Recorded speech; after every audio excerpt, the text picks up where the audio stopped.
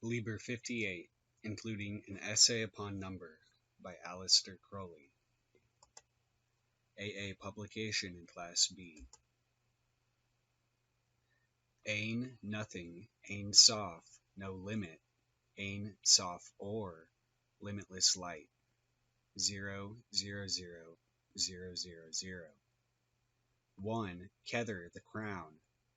Rashith Hagilgilum, the sphere of the premium mobile. 2. Chakma, wisdom, Masloth, the sphere of the zodiac. 3. Binah, understanding, Sabbathai, the sphere of Saturn. 4. Chesed, mercy, Zadok, sphere of Jupiter. 5. Jebera, strength, Madim, the sphere of Mars. 6. Tiferet, beauty, Shamash, the sphere of Sol. 7. Netzach, victory, Noga, the sphere of Venus. 8. Hod, splendor, Kokab, the sphere of Mercury. 9. Yesod, foundation, Labana, the sphere of Luna. 10. Malkuth, the kingdom, Shalom Yesodot, the sphere of the elements. 11. Aleph, the ox, Ruach, air. 12. Beth, house, planets following Sephiroth corresponding, Mercury. 13. Gimel, camel, Luna. 14. Daleth, door, Venus. 15. Hay, window, Bala, Aries. 16. Vav, nail, shore, Taurus. 17. Zayin, sword, Thanim, Gemini. 18. Cheth, fence, 13. Cancer.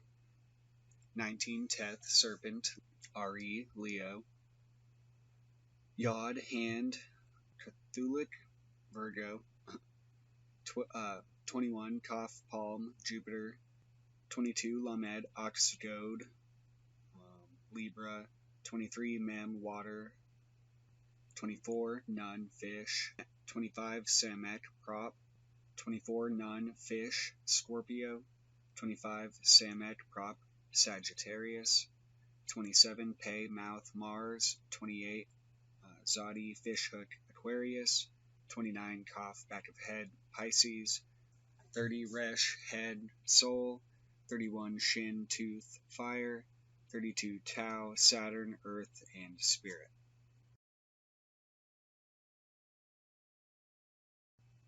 The Temple of Solomon the King continued. Great as were Frater P's accomplishments in the ancient sciences of the East, swiftly and securely as he had passed in a bare year the arduous road which so many fail to traverse in lifetime, satisfied as himself was, in a sense, with his own progress, it was not yet by these paths that he was destined to reach the sublime threshold of the mystic temple. For though it is written, to the persevering mortal the blessed immortals are swift, yet, were it otherwise, no mortal, however persevering, could attain the immortal shore. As it is written in the 15th chapter of St. Luke's Gospel, and when he was yet afar off, his father saw him and ran. Had it not been so, the weary prodigal, exhausted by his early debauches, astral visions and magic, and his later mental toil, yoga, would never have had the strength to reach the house of his father. One little point St. Luke, unaccountable, omitted. When a man is as hungry and weary as was the prodigal, he is apt to see phantoms. He is apt to clasp shadows to him and cry, Father, and the devil being subtle, capable of disguising himself as an angel of light, it behoves the prodigal to have some test of truth. Some great mystics have laid down the law, except no messenger of God, banish all, until at last the Father himself comes forth, a counsel of perfection. The Father himself does send messengers, as we learn in St. Mark chapter 12, and if we stone them, we may perhaps in our blindness stone the Son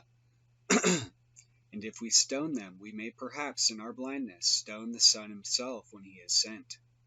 So that it is no vain counsel of St. John, Try the spirits whether they be of God. No mistake when St. Paul claims the discernment of spirits to be a principal point of the armor of salvation in 1 Corinthians 12:10. Now, how should Frater P. or another test the truth of any message purporting to come from the Most High?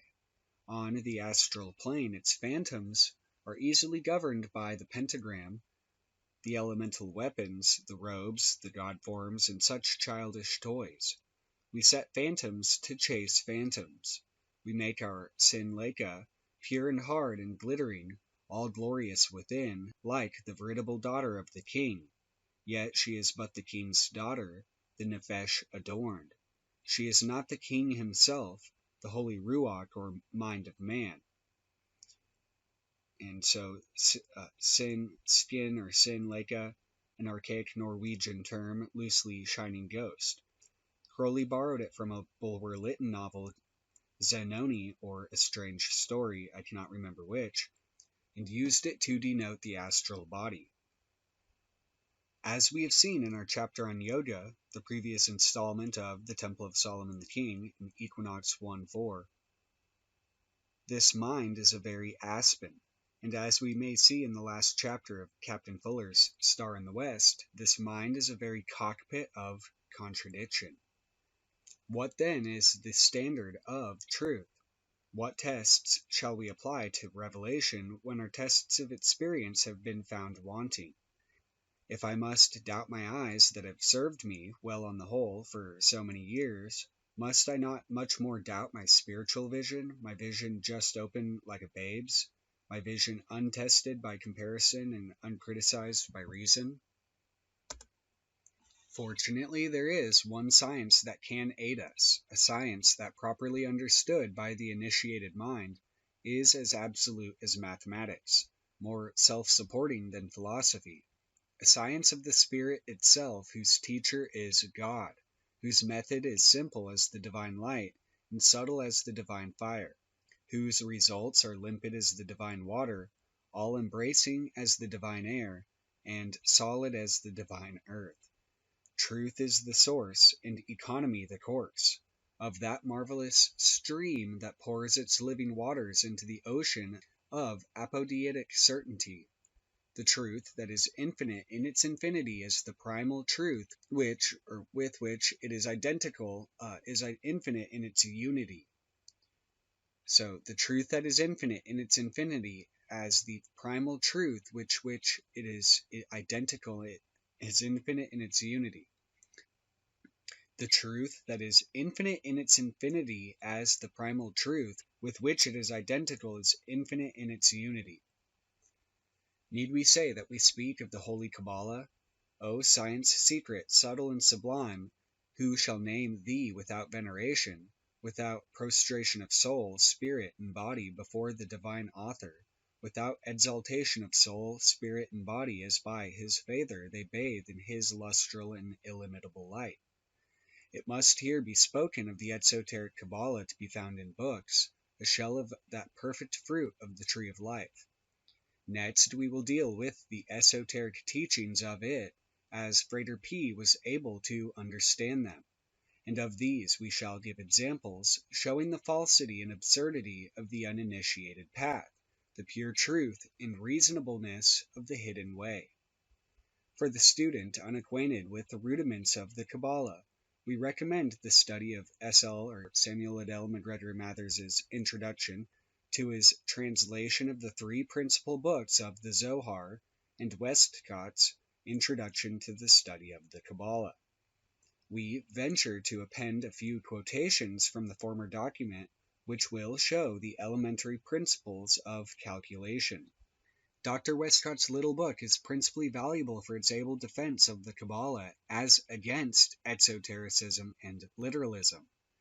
The literal Qabalah is divided into three parts: Gematria, Notarikon, and Tamura. Gematria, or gematria, is a metathesis of the Greek word grammateia. It is based on the relative numerical values of words, as I have before remarked. Words of similar numerical values are considered to be explanatory of each other, and this theory is also extended to phrases. Thus, the letter Shin is 300 and is equivalent to the number obtained by adding up the numerical value of the letters of the word Ruach Elohim, the spirit of the Elohim, or Elohim, and it is therefore a symbol of the Elohim. For Resh equals 200, Vav 6, Cheth 8, Aleph 1, Lamed 30, He 5, Yod 10, and Mem 40, totaling 300. Similarly, the words Achad or Akkad, unity, one, and Ahaba, love, each equal 13, or Aleph 1, Cheth 8, Daleth 4, totaling 13, and Aleph 1, He 5, Beth 2, He 5, totaling 13. Again, the name of the angel Metatron and the name of the deity Shaddai each make 314, so the one is taken as symbolical of the other. The angel Metatron is said to have been the conductor of the children of Israel through the wilderness, of whom God says, "My name is in him." With regard to the gematria of phrases, Genesis 49:10, Yaba Shiloh equals 358, which is the numeration of the word Moshiach or Messiah. Thus also the passage of Genesis 18, Shalisha Vehena or Vehena Shalisha, and lo, 3 men equals in numerical value Elo, Michael, Gabriel, Ve Raphael. These are Michael, Gabriel, and Raphael. For each phrase equals 701. For each phrase equals 701. I think these instances will suffice to make clear the nature of gematria, especially as many other will be found in the course of the ensuing work. Notaricon is derived from the Latin word notarius, a shorthand writer. Of notaricon, there are 2 forms. In the first, every letter of a word is taken for the initial or abbreviation of another word, so that the letters of a word, a sentence, may be formed. Thus, every letter of the word Brashith or Bereshith, the first word in Genesis, is made the initial of a word, and we obtain Bereshith Rahi Elohim She'equeblo Israel Torah. In the beginning, the Elohim saw that Israel would accept the law. In this connection, I may give 6 very interesting specimens of notaricon formed from this same word, Brashith, by Solomon Meir ben Moses, a Jewish Kabbalist, who embraced the Christian faith in 1665 and took the name of Prosper Ruger. These all have a Christian tendency, and by their means Prosper converted another Jew who had previously been bitterly opposed to Christianity. The first is Ben Ruach Ab Saloshathem Yakad Themim, the Son, the Spirit, the Father, their Trinity, perfect unity. The second is Ben Ruach Ab Saloshathem Yakad Thaubodo, the Son, the Spirit, the Father, ye shall equally worship their Trinity. The third is Bekurai Rashuni Asher Shamo Yeshua Thabodo, ye shall worship my firstborn, my first, whose name is Jesus. The fourth is Bebua Rabam Ashar Shamo Yeshua Thabodo, when the Master is come, whose name is Jesus, ye shall worship. The fifth is Betula Ravia Abachar Sethaled Yeshua Thrasharoa, I will choose a virgin worthy to bring forth Jesus, and ye shall call her blessed. The sixth is Bedwath Ratzafim Asatar Shagopi Yeshua Thakalo, I will hide myself in a cake baked with coals, for ye shall eat Jesus, my body. The Kabbalistic importance of these sentences as bearing upon the doctrines of Christianity can hardly be overrated. The second form of notaricon is the exact reverse of the first. By the initial or finals of both, or the medials of a sentence, are taken to form a word or words. Thus, the Qabalah is called Chakma Nestora, the secret wisdom. And if we take the initials of these 2 words, Cheth and Nun, we find by the second kind of notaricon the word Chen, grace. Similarly, from the initials and finals of the word Mi Iwala Leno Hashemiah, who shall go up to heaven, Deuteronomy chapter 30, verse 12, are forms Milah, circumcision, and Jehovah or Yahweh, the Tetragrammaton, implying that God hath ordained circumcision as the way to heaven. Tamura is permutation. According to certain rules, one letter is substituted for another letter preceding or following it in the alphabet, and thus from one word another word of totally different orthography may be formed. Thus, the alphabet is bent exactly in half in the middle, and one half is put over the other, and then, by changing alternatively the first letter or the first two letters at the beginning of the second line, 22 commutations are produced. These are called the table of the combinations of Zeruf. For example's sake, I will give a method called Albeth. Thus, each method takes its name from the first two pairs comprising it, the system of pairs of letters being the groundwork of the whole, as either letter in a pair is substituted for the other letter.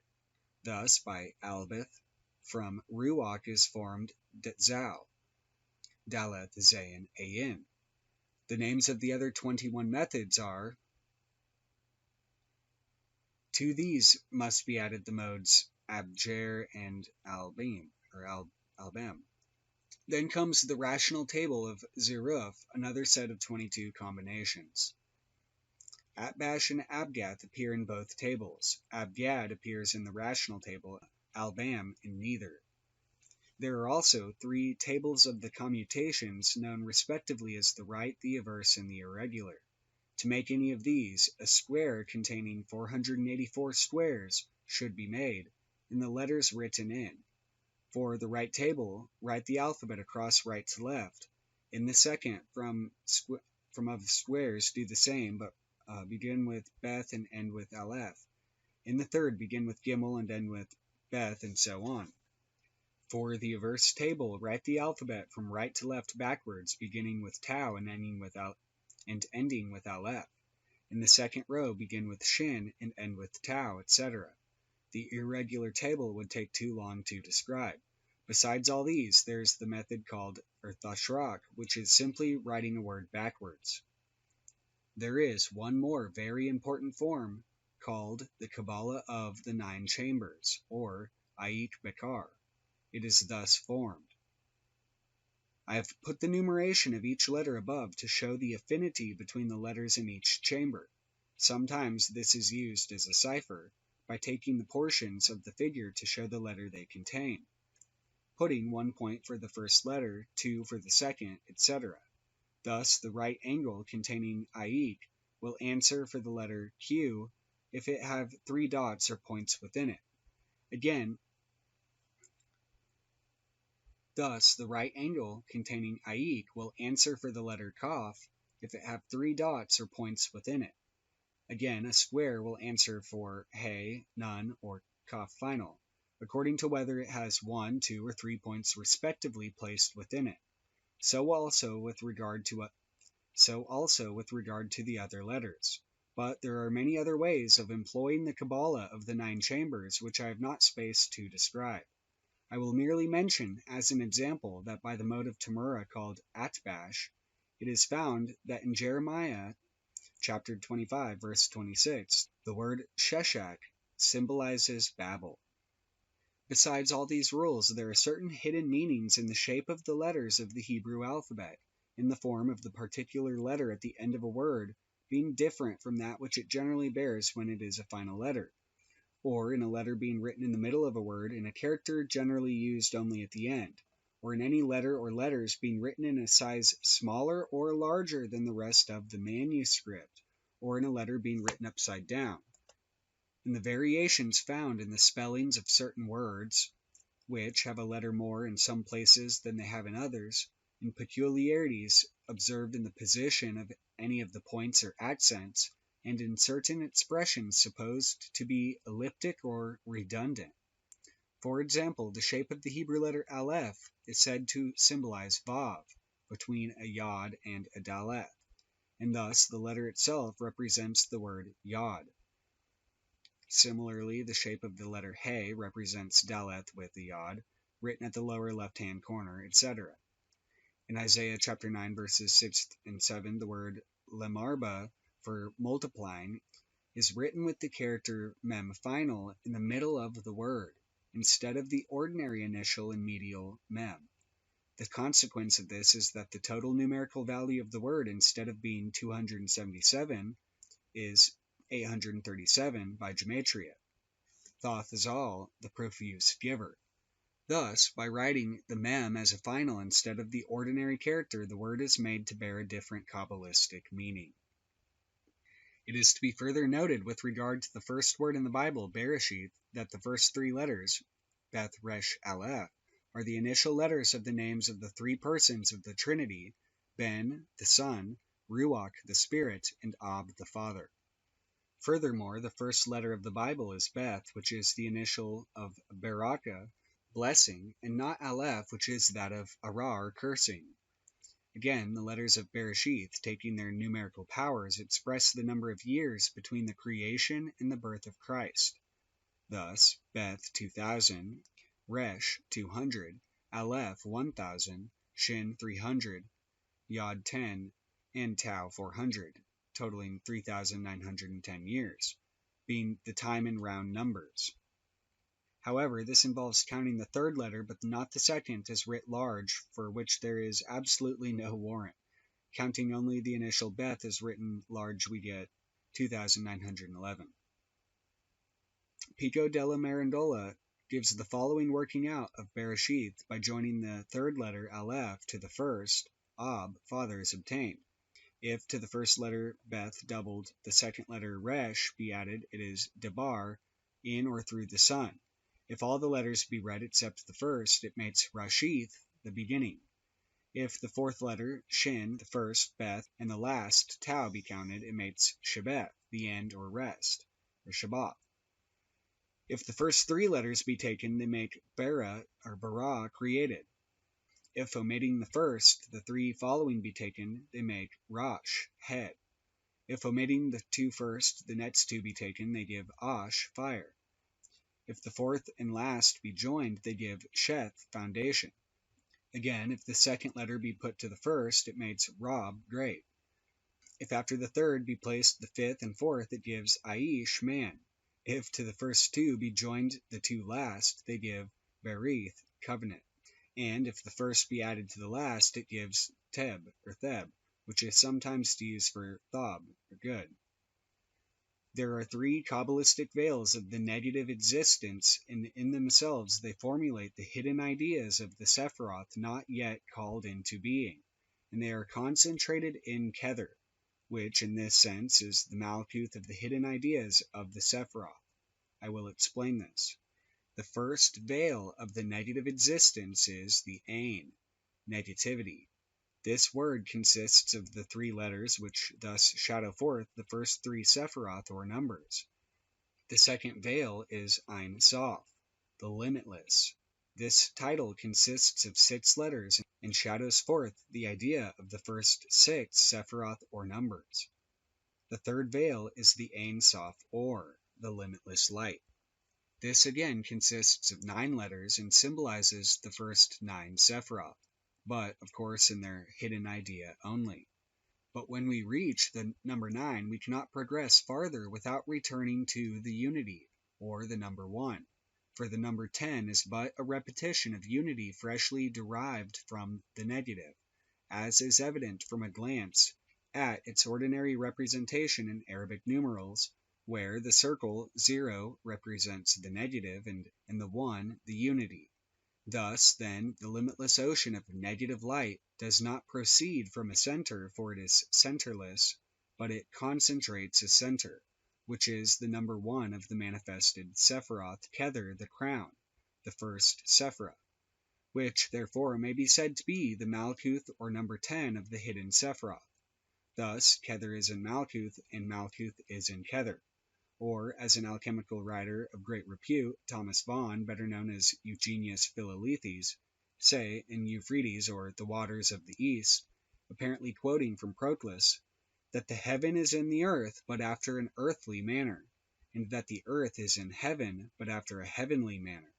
But inasmuch as negative existence is a subject incapable of definition, as I have before shown, it is rather considered by the Kabbalists as depending back from the number of unity than as a separate consideration therefrom.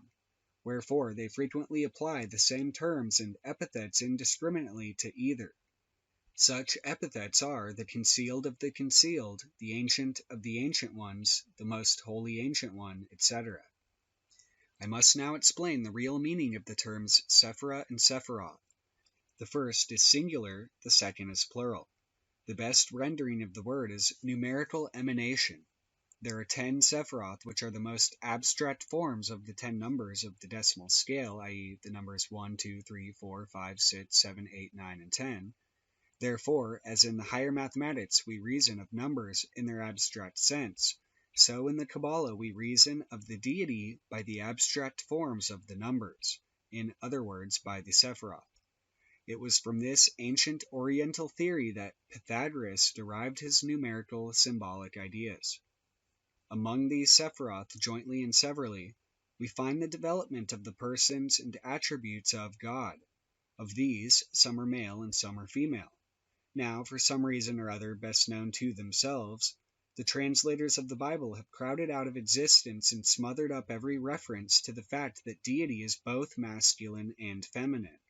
They have translated a feminine plural by a masculine singular in the case of the word Elohim.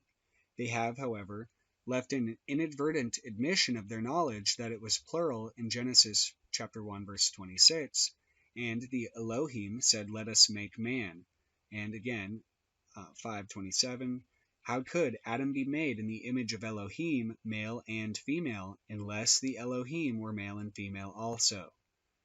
The word Elohim is a plural formed from the feminine singular Elo, or Ale, by adding Yod Mem final, or Im, to the word.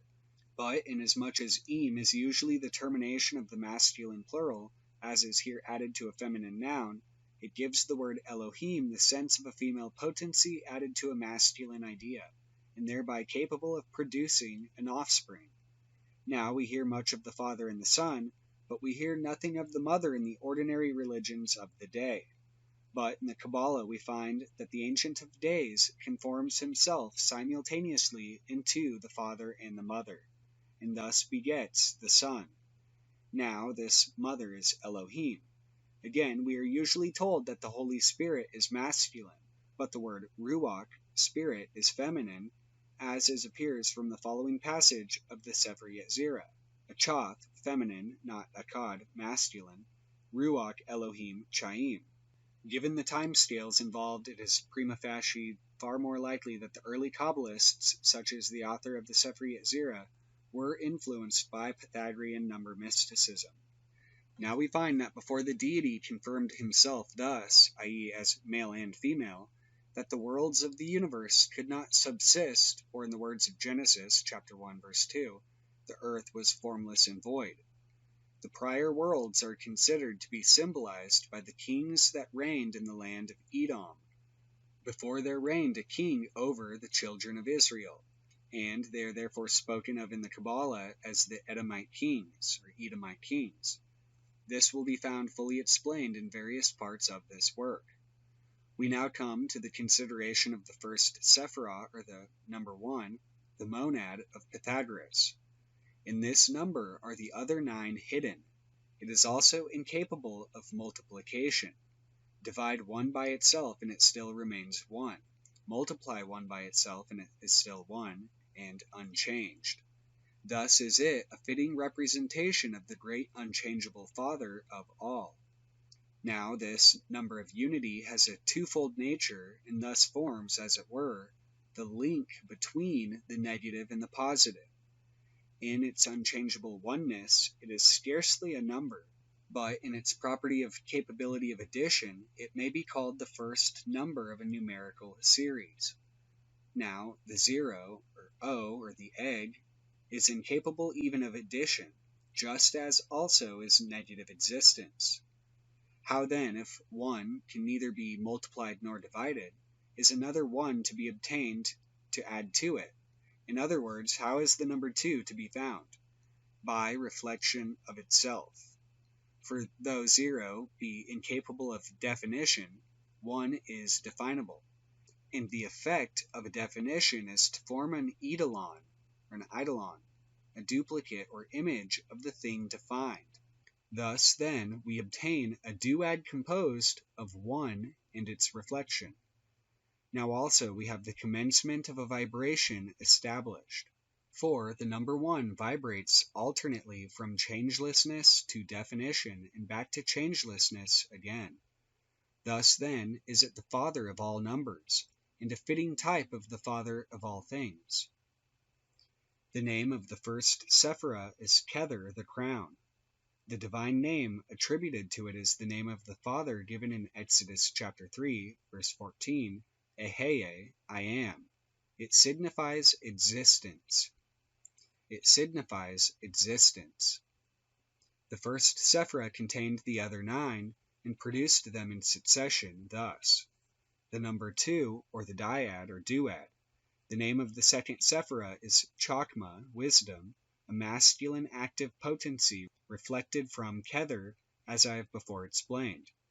This Sephirah is the active and evident father to whom the mother is united, who is the number 3. The second Sephirah is represented by the divine name Yah and Jehovah or Yahweh, and among the angelic hosts by Ophanim, the wheels.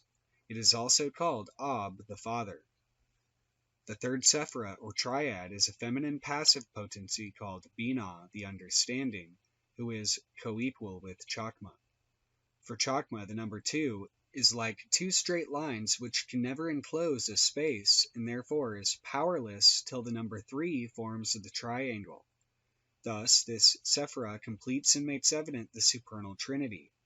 It is also called Amma, mother, and Ima, the great productive mother, who is eternally conjoined with Ab, the father, for the maintenance of the universe in order. Therefore, she is the most evident form in which can know the Father, and therefore is she worthy of all honor. She is the supernal mother, co-equal with Chokmah, the great feminine form of God, the Elohim, in whose image man and woman are created according to the teaching of the Qabalah, equal before God.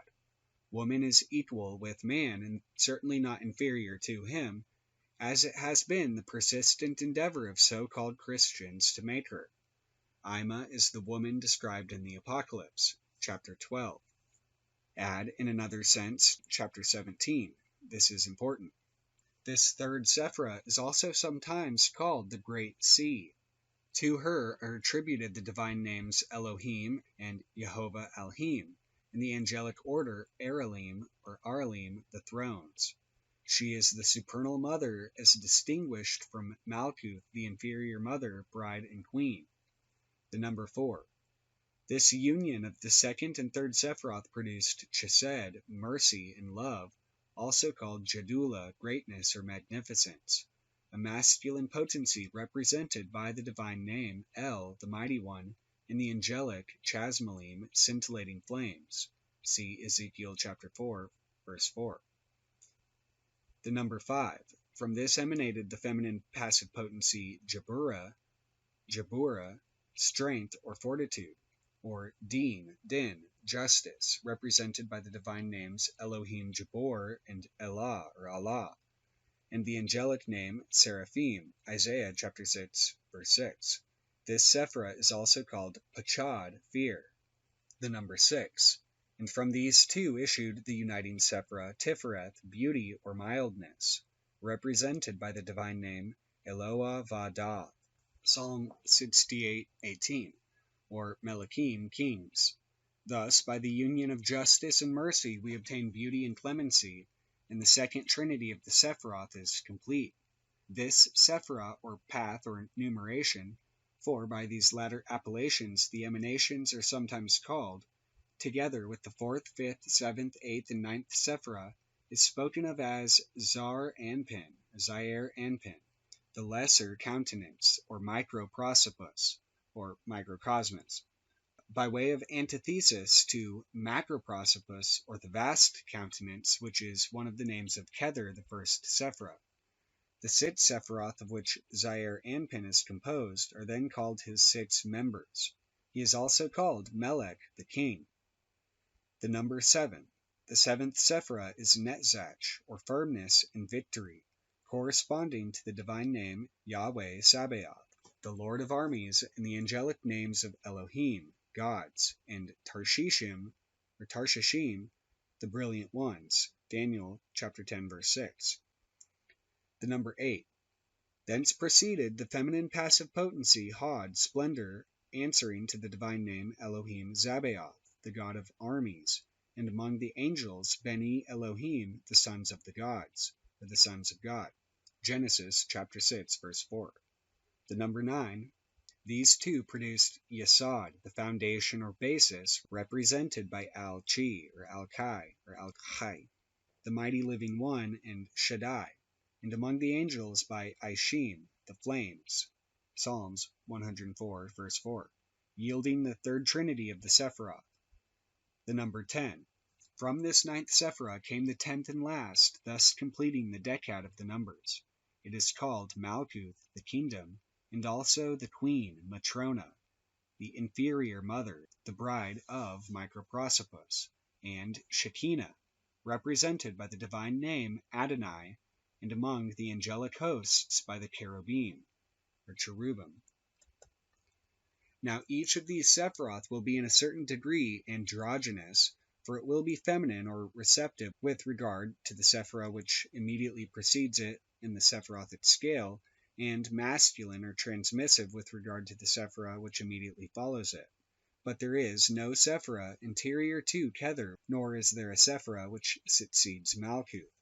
By these remarks it will be understood how Chakma is a feminine noun, thus marking a masculine Sephirah. The connecting link of the Sephirah is the Ruach, spirit, from Mesla, the hidden influence.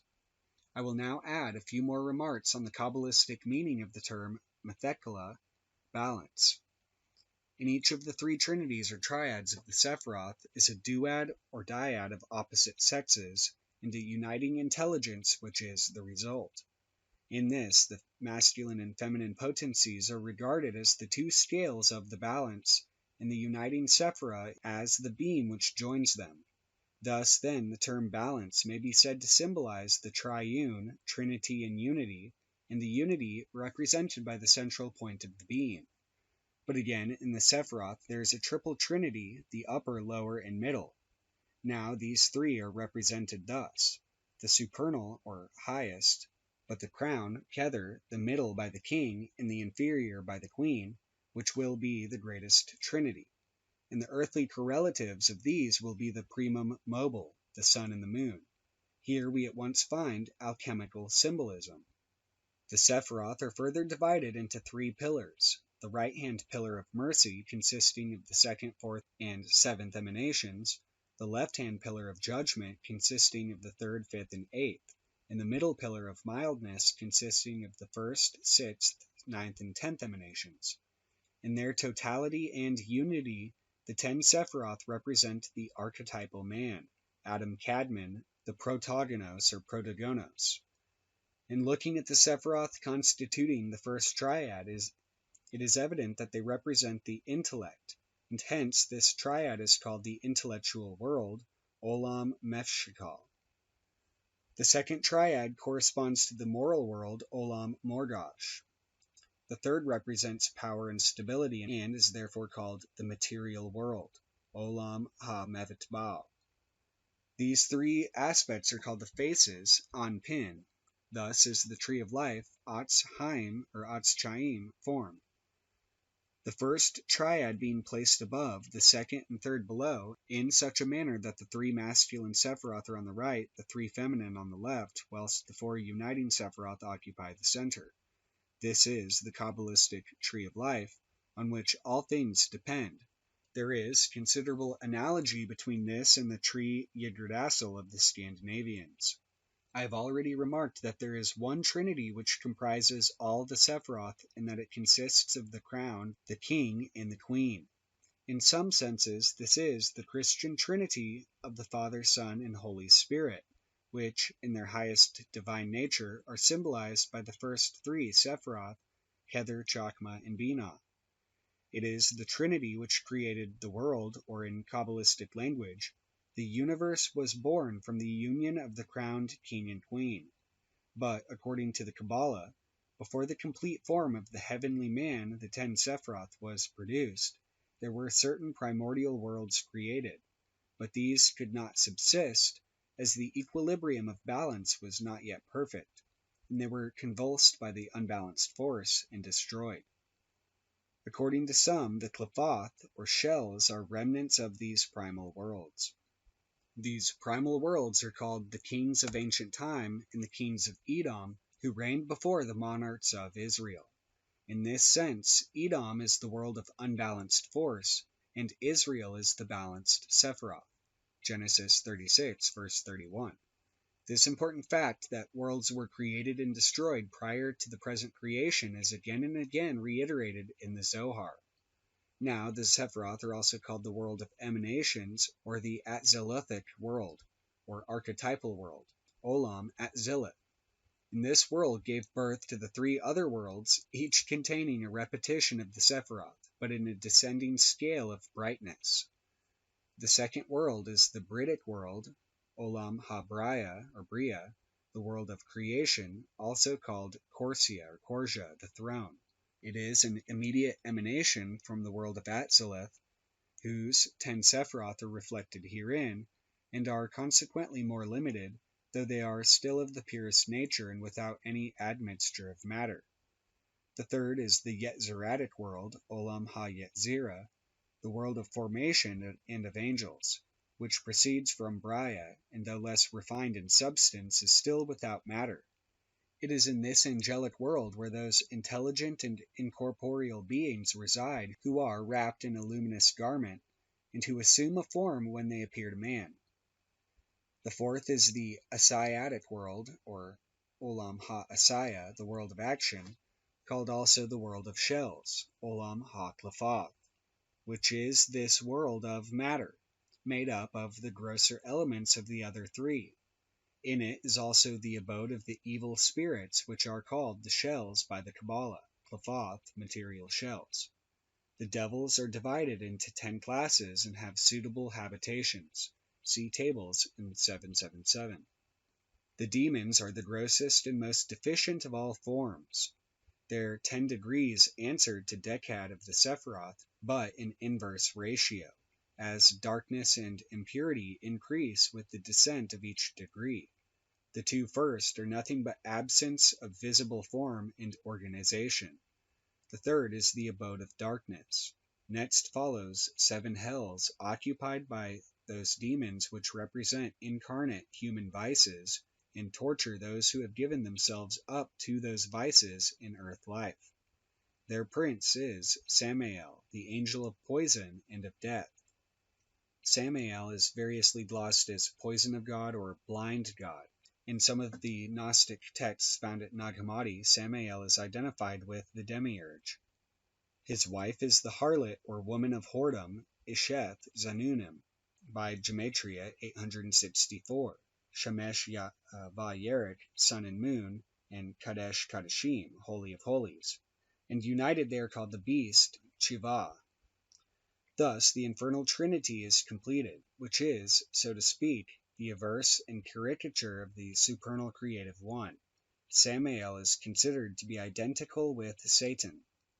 The name of the deity, which we call Jehovah, is in Hebrew a name of 4 letters, Yod-He-Vav-He, and the true pronunciation of it is known to very few. I myself know some score of different mystical pronunciations of it.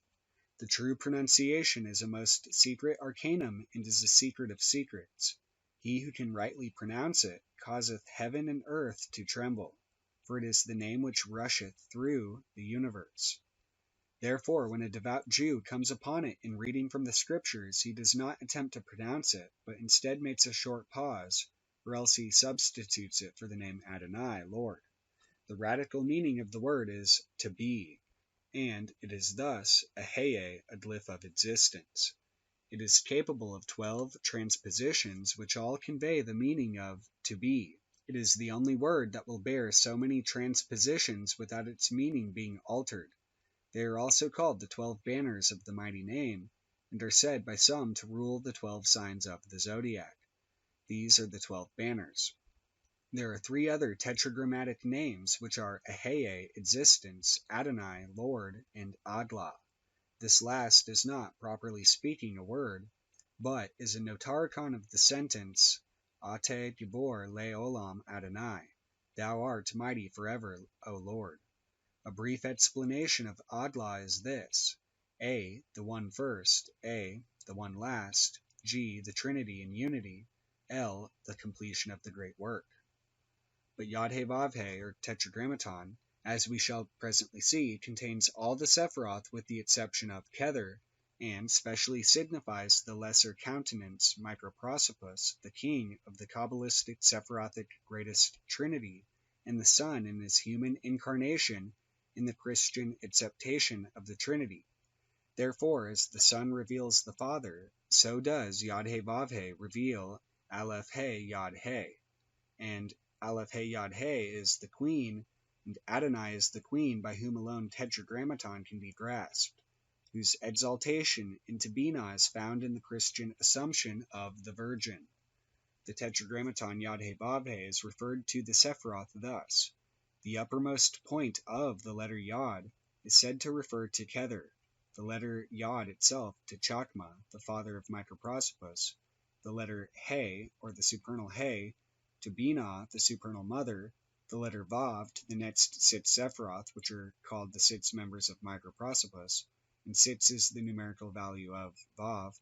Lastly, the letter He, the inferior He, to Malkuth, the 10th Sephiroth, the bride of Microprosopus. Advanced students should then go to the fountainhead Nor von Rosenroth's Qabalah Denudata and study for themselves. Reprinted, Heidelberg, George Olms, 1974. It may be found in academic libraries. It should not prove easy. Frater P., after years of study, confessed, I cannot get much out of von Rosenroth, and we may add, only the best minds are likely to obtain more than an academic knowledge of a system which we suspect von Rosenroth himself never understood in any deeper sense. As a book of reference to the hierarchical correspondences of the Qabalah, of course, 777 stands alone and unrivaled. The graphic Qabalah is already fully illustrated in this treatise. See illustrations. By far the best and most concise account of the method of the Qabalah is that by an unknown author, almost certainly by Crowley, which Mr. Aleister Crowley has printed at the end of the first volume of his collected works, and which we here reprint in full. Kabbalistic Dogma. The evolution of things is thus described by the Kabbalists. First is nothing, or the absence of things, ein, which does not mean and cannot mean negatively existing, if such an idea can be said to mean anything, as S. Liddell McGregor Mathers, who misread the text and stultified the commentary by the light of his own ignorance of Hebrew and philosophy, pretends in his translation of von Rosenroth. Second is without limit, Ein Sof, i.e., infinite space. This is the primal dualism of infinity, the infinitely small and the infinitely great. The clash of these produce a finite positive idea which happens, see Bereshith, i.e. Crowley's Bereshith, for a more careful study, though I may not be understood to endorse every word in our poet-philosopher's thesis to be light, or, this word, or, is most important. It symbolizes the universe immediately after chaos, the confusion or clash of the infinite opposites. Aleph is the egg of matter, Vav is Taurus, the bull or energy motion, and Resh is the sun, or organized and moving system of orbs. The 3 letters of Or thus repeat the 3 ideas. The nature of Or is this analyzed under the figure of the 10 numbers and the 22 letters, which together compose what the Rosicrucians have diagrammatized under the name of the Minutum Mundum. It will be noted that every number and letter has its correspondence in ideas of every sort, so that any given object can be analyzed in terms of the 32. If I see a blue star, I should regard it as a manifestation of Chesed, water, the moon, salt, the alchemical principle, Sagittarius, and whatnot. In respect of its blueness, one would have to decide which from other data. and refer it to the 27th key of the tarot in respect of its starriness. The use of these attributions is lengthy and various. I cannot dwell upon it, but I can give one example. If I wish to visit the sphere of Geberah, I use the colors and forces appropriate. I go there. If the objects which then appear to my spiritual vision are harmonious therewith, it is a test of their truth. So also to construct a talisman or to invoke a spirit. The methods of discovering dogma from sacred words are also numerous and important. I may mention A. The doctrine of sympathies, drawn from the total numeration of a word, when identical with, or a multiple or submultiple of, or a metathesis of, that of another word. B. The method of finding the least number of a word, by adding or re-adding the digits of its total number, and making the corresponding key of the tarot as a key to the meaning of the word. C. The method of analogies drawn from the shape of the letters. D. The method of deductions drawn from the meanings and correspondences of the letters. E. The method of acrostics drawn from the letters. This mode is only valid for adepts of the highest grades, and then under quite exceptional and rare conditions. F. The method of transpositions and transmutations of the letters, which suggest analogies, even when they fail to explain in direct fashion. All these and their varieties and combinations with some other more abstruse or less important methods may be used to unlock the secret of a word. Of course, with powers so wide, it is easy for the partisan to find his favorite meaning in any word.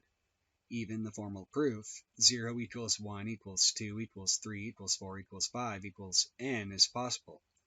But the adept who worked out this theorem with the very intent to discredit the Kabbalistic mode of research was suddenly dumbfounded by the fact that he had actually stumbled upon the Kabbalistic proof of pantheism or monism. But the adept who worked out this theorem with the very intent to discredit the Kabbalistic mode of research was suddenly dumbfounded by the fact that he had actually stumbled upon the Kabbalistic proof of pantheism or monism.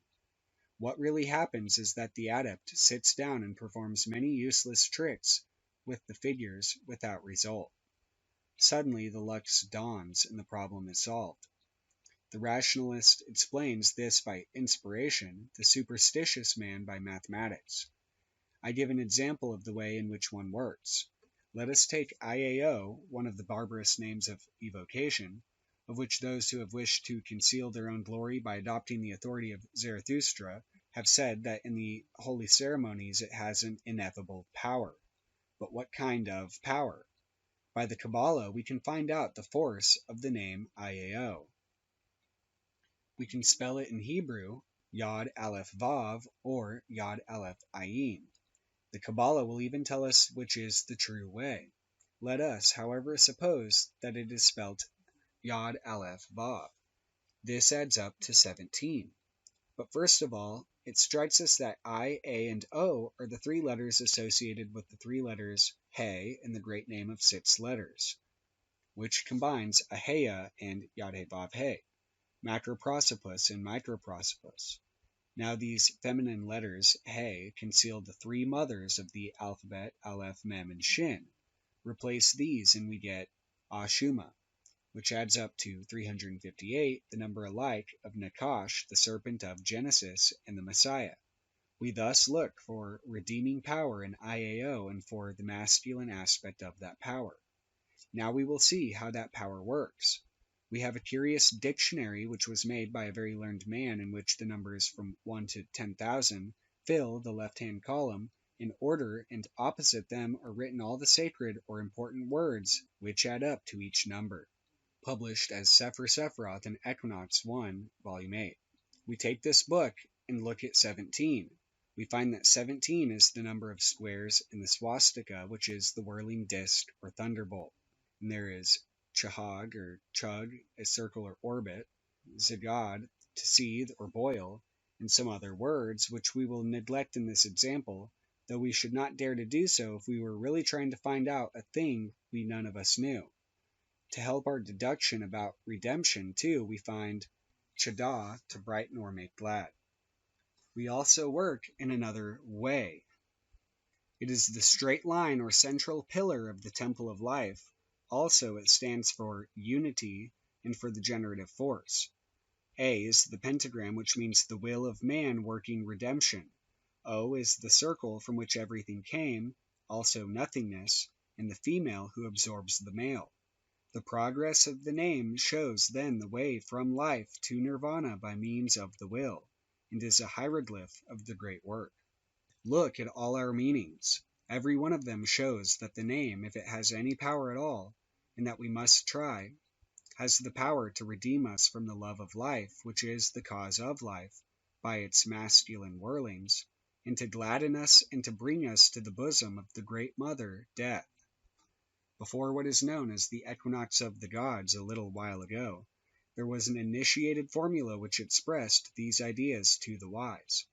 As these formulas are done with, it is of no consequence if I reveal them. Truth is not eternal any more than God, and it would be but a poor God that could and did not alter his ways at his pleasure. This formula was used to open the vault of the mystic mountains of Abiegnes, within which lay, so the ceremony of initiation supposed, the body of our Father Christian Rosenkreutz to be discovered by the brethren with the postulant as said in the book called Fama Fraternitatis. There are 3 officers, and they repeat the analysis of the word as follows. Chief, let us analyze the key word, I-N-R-I. Yod, Nun, Resh, Yod. Virgo, Isis, Mighty Mother, Scorpio, Apophis, Destroyer, Sol, Osiris, Slain and Rise, or Slain and Risen, Isis, Apophis, Osiris, IAO. All spread arms as if on cross and say, the sign of Osiris, slain. The chief bows his head to the left, raises his arm right, and lowers his left, keeping the elbow and right angles, thus forming the letter, also the swastika, the sign of the morning Isis. Second, with head erect, raises his arms to form a V, but really to form the triple tongue of the flame of spirit, and says, the sign of Apophis and Typhon. Third, bows his head and crosses his arms on his breast to form the pentagram, the sign of Osiris risen. All give the sign of the cross and say, LVX, Lux. Then the sign of Osiris risen and say, Lux, the light of the cross. This formula, on which one may meditate for years without exhausting its wonderful harmonics, gives an excellent idea of the way in which Kabbalistic analysis is conducted. This formula, on which one may meditate for years without exhausting its wonderful harmonics, gives an excellent idea of the way in which Kabbalistic analysis is conducted. First, the letters have been written in Hebrew characters. Then the attributions of them to the zodiac and to the planets are substituted, and the names of Egyptian gods belonging to these are invoked. The Christian idea of Inri is confirmed by these, while their initials form the sacred word of the Gnostics, that is, IAO. From the character of the deities and their functions are deduced the signs, and these are found to signal, as it were, the word Lux, or, which itself is contained in the cross. A careful study of these ideas and the table of correspondences which one of our English brethren is making, c. 777, will enable him to discover a very great deal of matter for thought in these poems which an untutored person would pass by. To return to the general dogma of the Kabbalists, the figure of the minutum mundum will show how they suppose one quality to proceed from the last, first in the pure God world at Zilith, then in the angel world Brya, and so on down to the demon worlds, which are, however, not thus organized. They are rather material that was shed off in the course of evolution, like the sloughs of a serpent, from which come their name of shells or husks. Apart from silly questions as to whether the order of the emanations is confirmed by paleontology, a question it is quite impertinent to discuss, there is no doubt the Sephiroth are types of evolution as opposed to catastrophe and creation. The great charge against the philosophy is founded on its alleged affinities with scholastic realism, but the charge is not very true. No doubt that they did suppose vast storehouses of things of one kind, from which, pure or mingled, all other things did proceed. Since Gimel, a camel, refers to the moon, they did say that a camel and the moon were sympathetic, and came, that part of them, from a common principle, and that a camel being yellow-brown, it partook of the earth nature to which that color is given. They then said that by taking all the nature involved and by blending them in just the proportions, one might have a camel. But this is no more than is said by the upholders of the atomic theory. They have their storehouses of carbon, oxygen, and such, not in one place, but no more is Gebra in one place. And what is organic chemistry but the production of useful compounds whose nature is deduced absolutely from theoretical considerations long before it is nearly produced in the laboratory?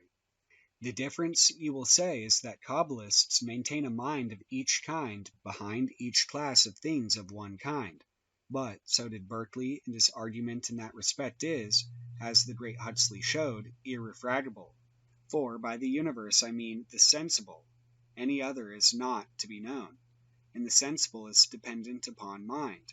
Nay, though the sensible is said to be an argument of a universe insensible, the latter becomes sensible in mind as soon as the argument is accepted and disappears with its rejection. Nor is the Qabalah dependent upon its realism and its application to the works magical, but I am defending a philosophy which I was asked to describe, and this is not lawful.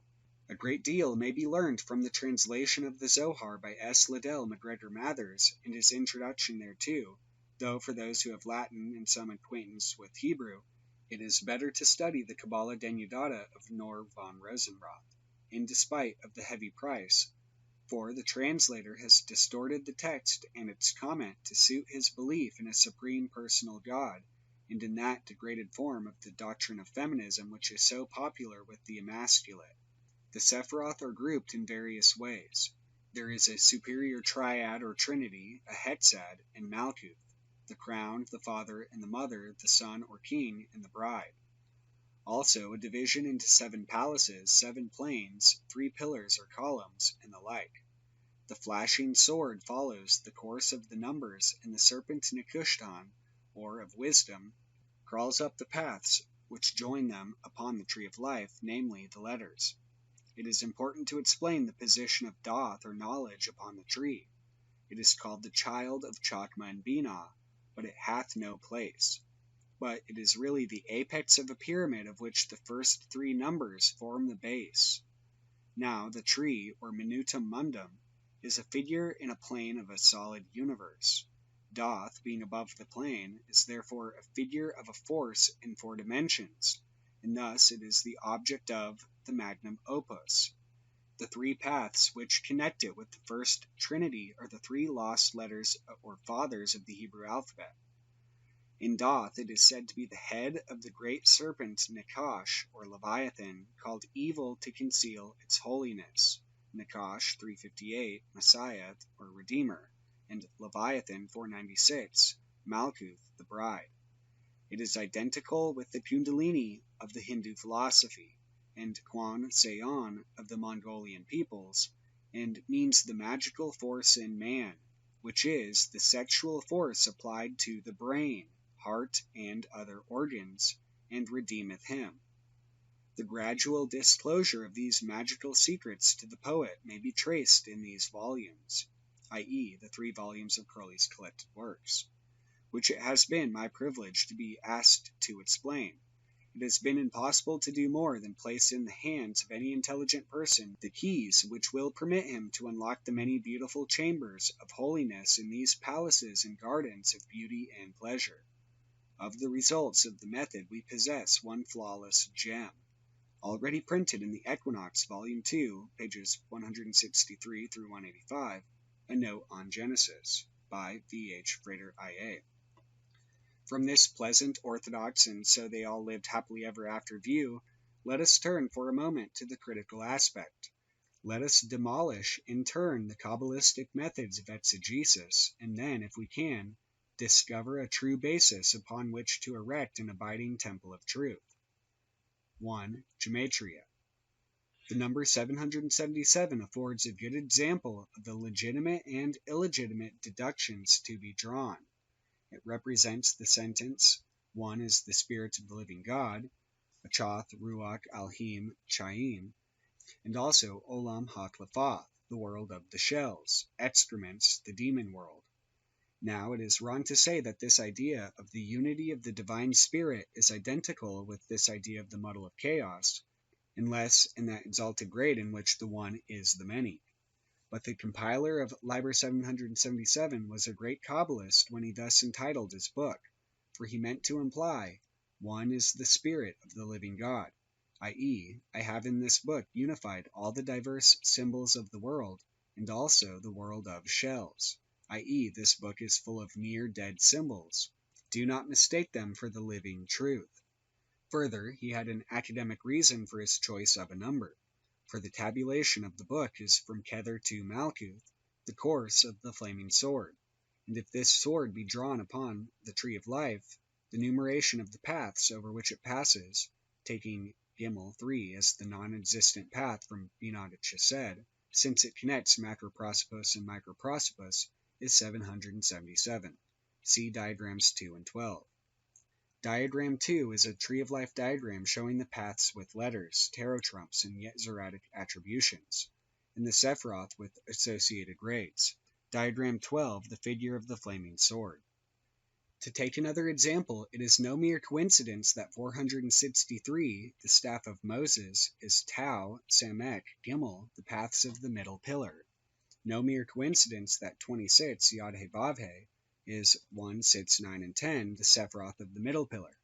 But ought we not have some supreme name for 489, their sum, the middle pillar perfect? Yet the Sefer Sephiroth is silent. We find only 489 as Meshulam Gemul, the Avenger. Again, 111 is Aleph, the unity, but also Afal, thick darkness, and Asan, sudden death. This can only be interpreted as meaning the annihilation of the individual in the unity and the darkness which is the threshold of the unity. In other words, one must be an expert in samadhi before this simple gematria has any proper meaning. How then can it serve the student in his research? The uninitiated would expect life and light in the one. Only by experience can he know that to man the Godhead must be expressed by those things which he most fears. We here purposely avoid dwelling on the mere silliness of many gematria correspondences, e.g. the equality of the Qliphoth of one sign with the intelligence of another. Such misses are more frequent than such hits as unity, achad, and ahaba, love, in 13. The argument is an argument in a circle. Only an adept can understand the Qabalah. Just as, in Buddhism, Sakyamuni said, only an Arhat can understand the Dhamma. In this light, indeed, the Qabalah seems little more than a convenient language for recording experience. We may mention in passing that Frater P never acquiesced in the obvious cook of arguing x equals y plus 1 somehow equals x equals y, but assuming that x should add 1 to itself for the concealed unity, why shouldn't y have a little concealed unity of its own?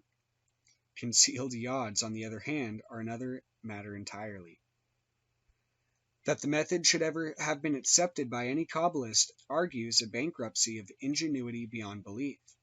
In all conscience, it is easy enough to fake identities by less obviously card-sharping methods. 2. Notarikon. The absurdity of this method needs little indication. The most unsophisticated can draw pity and amusement from Mr. Mather's Jew, converted by the Notarikons of Bereshith. True, fiat is flatus ignis aqua terrae, showing the creator as tetragrammaton, the synthesis of the four elements, showing the equal fiat as the equilibrated powers of nature. But what forbids facit ignavis animum terrae or any other convenient blasphemy such as Buddha would applaud? Why not take our converted Jew and restore him to the ghetto with Ben Ruach Ab Sheol, Yehovah Thora? Possibly intended for the Son, the Spirit, the Father, the grave, Yehovah is the law. Why not take the sacred ichthus of the Christian who thought it meant Jesus Christos Theo Geosoter, and make him a pagan, Isidos, Charis, Thesaurus, Gion, Sophias. The favor of Isis is the treasure of the sons of wisdom. Why not argue that Christ, in cursing the fig, Fig, wished to attack Kant's dogmas of free will, immortality, God? 3. Tamura. Here again, the multiplicity of our methods makes our method too pliable to be reliable. Should we argue that Babel equals Sheshach by the method of Atbash, and that therefore Babel symbolizes Kether, sits 20? Why, Babel is confusion, the very opposite of Kether. Why Atbash? Why not Abshath or Agrath or any other of the possible combinations? About the only useful Tamura is Ike Bekur given above. In this do we find a suggestive reasoning. For example, we find it in the attribution Alhim to the pentagram, which gives pi.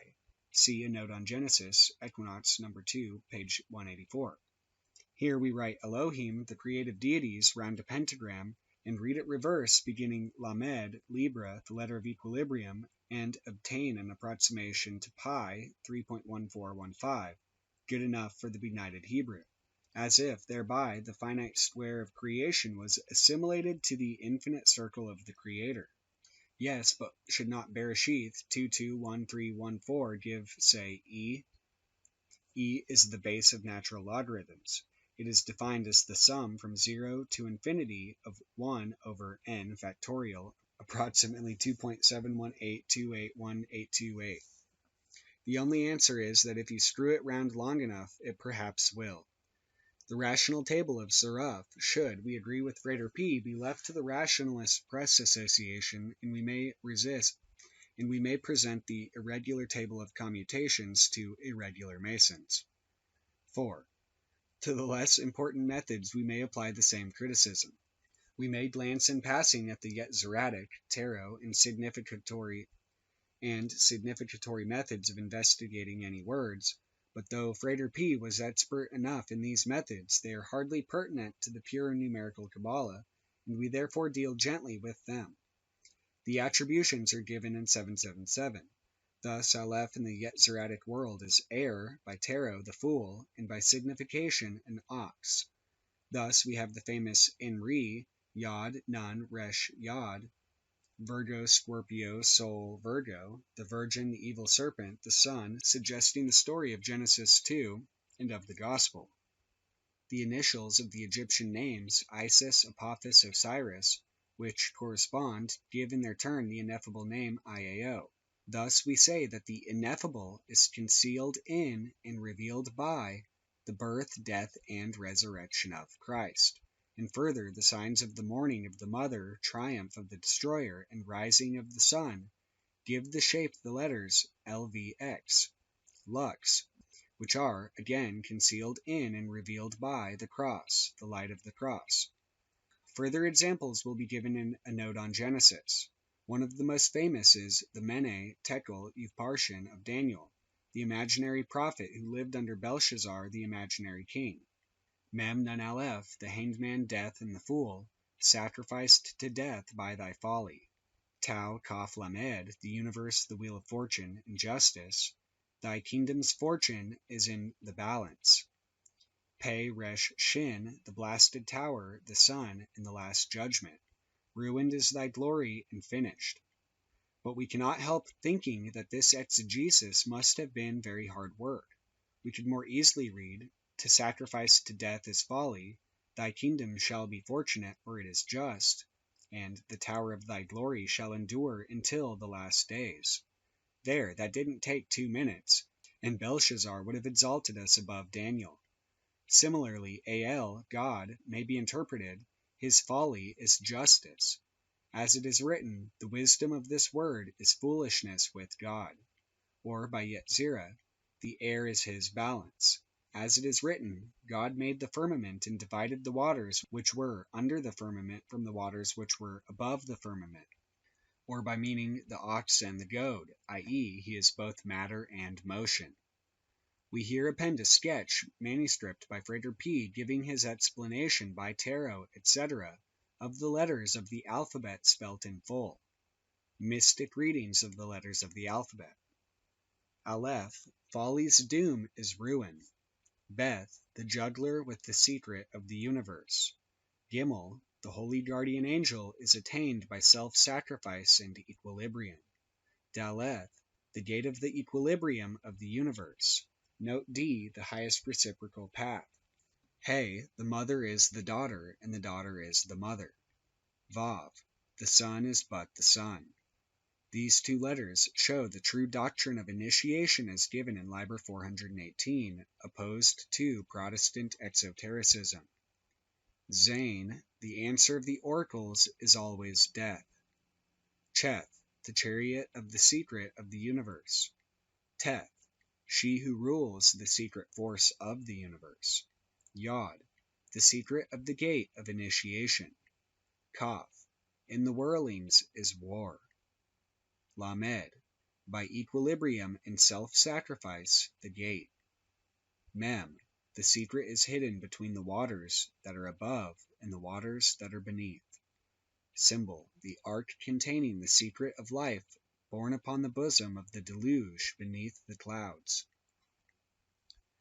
Nun, initiation is guarded on both sides by death. Samek, self-control and self-sacrifice govern the wheel. Ayin, the secret of generation is death. Pe, the fortress of the Most High. Note P, the lowest reciprocal path. Zadi, in the star is the gate of the sanctuary. Kaf, illusion is the initiation of disorder. Resh, in the sun, Osiris, is the secret of the spirit. Shin, resurrection is hidden in death. Tau, the universe is the hexagram. Other meanings suit other planes and other grades. There truly is no end to this wondrous science, and when the skeptic sneers, with all these methods one ought to be able to make everything out of nothing, the Kabbalist smiles back the sublime retort, with these methods one did make everything out of nothing. Besides these, there is still one more method, a method of some little importance to students of the Sephra Zenutha, namely, the analogies drawn from the shapes of the letters. These are often interesting enough. Aleph, for example, is a vav between Yod and Yod, making 26. Thus, Yod He Vav He, 26 equals Aleph, 1. Therefore, Jehovah is 1. But it would be as pertinent to continue, 26 equals 2 times 13, and 13 is Akkad, 1, and therefore Jehovah is 2. This then is an absurdity. Yes, but it is also an arcanum. How wonderful is the Qabalah! How great its security from the profane! How splendid its secrets to the initiate! Verily and amen. Yet here we are told the old dilemma that one must know truth before one can rely upon the Qabalah to show truth. Like the immortal burglar, Bill wouldn't hurt a baby. He's a pal as you can trust. He's all right when you know him, but you've got to know him first. So those who have committed themselves to academic study of its mysteries have found but a dry stick. Those who have understood, favored of God, have found therein Aaron's rod that budded the staff of life itself, the venerable lingam of Mahasiva. It is for us to trace the researches of Frater P. in the Qabalah to show how from this storehouse of child's puzzles, of contradictions and incongruities, of paradoxes and trivialities, he discovered the very canon of truth, the authentic key of the temple, the word of that mighty combination which unlocks the treasure chamber of the king. And this following is the manuscript which he has left for our instruction, an essay upon number. May the Holy One mitigate his severities toward his servant in respect of the haste wherewith this essay hath been composed. When I traveled with the venerable Ihe Aor in search of truth, we encountered a certain wise and holy man, Sri Parananda. Children, said he, for 2 years must ye study with me before ye fully comprehend our law. Venerable sir, answered Frater Ia, the first verse of our law contains but 7 words. For 7 years did I study that verse by day and by night, and at the end of that time did I presume, may the dweller of eternity pardon me, to write a monograph upon the first word of those 7 words. Venerable sir, quoth I, that first word of our law contains but 6 letters. For 6 years did I study that word by day and by night, and at the end of that time did I not dare to utter the first letter of those 6 letters. Thus humbling myself did I abash both the holy Yogi and my venerable Frater IA. But alas, Tetragrammaton, alas, Adonai, the hour of my silence is past. May the hour of my silence return. Amen. Part 1. The Universe as it is. Section 1. 0. The negative, the infinite, the circle or the point. 1. The unity, the positive, the finite, the line, derived from 0 by extension, the divine being. 2. The dyad, the superficies, derived from 1 by reflection, 1 over 1, or by revolution of the line about its end, the demiurge, the divine will. 3. The triad, the solid, derived from 1 and 2 by addition, matter, the divine intelligence. 4. The quaternary, the solid existing in time, matter as we know it, derived from 2 by multiplication, the divine repose. 5. The quinary, force or motion, the interplay of the divine will with matter, derived from 2 and 3 by addition. 6. The senary, mind, derived from 2 and 3 by multiplication. 7. The septenary, desire, derived from 3 and 4 by addition. There is, however, a secondary attribution of 7, making it the holiest and most perfect of the numbers. 8. The ogdoad, intellect, also change in stability, derived from 2 and 3 by multiplication. 8 equals 2 cubed. 9. The Ennead, stability and change, derived from 2 and 3 by multiplication. 9 equals 3 cubed. 10. The Decad, the divine end, represents the 1 returning to the 10, derived from 1 plus 2 plus 3 plus 4. The Tetractys. 11. The Hendekad, the accursed shells, that only exist without the divine tree. 1 plus 1 equals 2 in its evil sense of not being 1. Section 2. 0. The cosmic egg. 1. The self of deity, beyond fatherhood and motherhood. 2. The father. 3. The mother. 4. The father made flesh, authoritative and paternal. 5. The mother made flesh, fierce and active. 6. The son, partaking of all these natures. 7. The mother degraded to mere animal emotion. 8. The father degraded to mere animal reason. 9. The son degraded to mere animal life. 10. The daughter fallen and touching with her hands the shells. It will be noticed that this order represents creation as progressive degeneration, which we are compelled to think of as evil. In the human organism, the same arrangement will be noticed. Section 3. 0. The pleroma of which our individuality is the monad, the all-self. 2. The self, the divine ego of which man is rarely conscious. 2. The ego, that which thinks I, a falsehood, because to think I is to deny not I, and thus to create the dyad.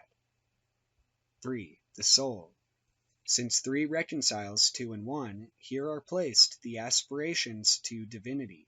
It is also the receptive, as 2 is the assertive self. 4 through 9, the intellectual self with its branches. 4. Memory. 5. Will. 6. Imagination. 7. Desire. 8. Reason. 9. Animal being. 6. The conscious self of the normal man, thinking itself free and really the toy of its surroundings. 9. The unconscious self of the normal man. Reflex actions, circulation, breathing, digestion, etc. all pertain here. 10. The illusory physical envelope, the scaffolding of the building. Section 4. Having compared these attributions with those to be found in 777, studied them, assimilated them so thoroughly that it is natural and needs no effort to think Binah, Mother, Great Sea, Throne, Saturn, Black, Myrrh, Sorrow, Intelligence, etc., etc., etc., In a flash, whenever the number 3 is mentioned, we may profitably proceed to go through to the most important of the higher numbers. For this purpose I have removed myself from books of reference only those themes which have become fixed in my mind, from their importance, deserve place in the simplicity of this essay. 12. He, a title of Kether, identifying Kether with the zodiac, the home of 12 stars, and their correspondences, c. 777. 13. Akkad or Achad, unity, and Ahaba, love. A scale of unity, thus 13 times 1 equals 1, 26 equals 13 times 2, 91, 13 times 7, so that we may find in 26 and 91 elaborations of the dyad and the septenary, respectively. 14. An elaboration of 5, 1 plus 4 being 5, force, a concentration of 86, 8 plus 6 being 14, Elohim, and the 5 elements. 15. Yah or Jah, one of the ineffable names, the father and mother united, mystic number of Jabura, 1 through 5. 17. The number of squares in the swastika, which by its shape is Aleph. Hence 17 recalls 1. Also IAO, the triune father. See 32 and 358. 18. Kai or Chai, life, an elaboration of 9. 20. Yod, the letter of the father. 21. Aheye, existence, a title of Kether. Note 3 times 7 is 21. Also why the first 3 active letters of Yod-He-Vav-He, mystic number of Tifreth. 22. The number of letters in the Hebrew alphabet and of the paths on the tree. Hence suggests completion of imperfection, finality, and fatal finality.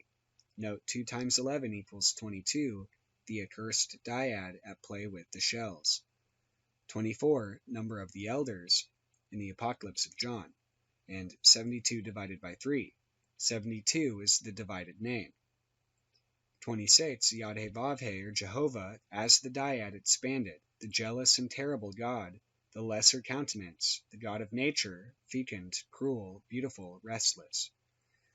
28. The mystic number of Netzach, Chak, power. 31. Law, not, and all, God. In this part 1, nature as it is, the number is rather forbidding, for Al is the God name of Chesed, mercy, and so the number seems to deny that name. 32. Number of Sephiroth and paths, 10 plus 22. Hence is completion of perfection, finality, things as they are in their totality. Ahiheva, thus combined, Ahia and Yehovah. Macroprosopus and microprosopus is here. If we suppose the 3 female letters He to conceal the 3 mothers, Aleph, Mem, Shin, we obtain the number 358, Moshiach or Messiah. Note 32 is 2 times 16, the divine will extended through motion. 64 is 2, 6, which will be the perfect number of matter, for it is 8, the first cube squared, so 8 by 8. So we find it a mercurial number, as if the solidity of matter was in truth eternal change. 35. Agla, a name of God, Ate Gibor Leolam Adonai, to thee be the power unto the ages, O my Lord. 35 equals 5 times 7. 7 divinity, 5 power. 37. A solar number, Allah, otherwise unimportant, but it is the mystic number of Mercury. 37. Yechida or Yechida, the highest principle of the soul, attributed to Kether. Note 37 is 1/3 of 111. 38. Note 38 times 11 is 418. 39. Yehovah Achad, or Jehovah is one. This is then the affirmation of the aspiring soul. 40. A dead number of fixed law, 4 times 10, tetragrammaton, the lesser countenance immutable, and the heaviness of Malkuth. 41. The mother, unfertilized as unenlightened. 42. Amah, the mother, still dark. Here the 42 judges of the dead in Amenti, and here is the 42-fold name of the creative God. See Liber 418.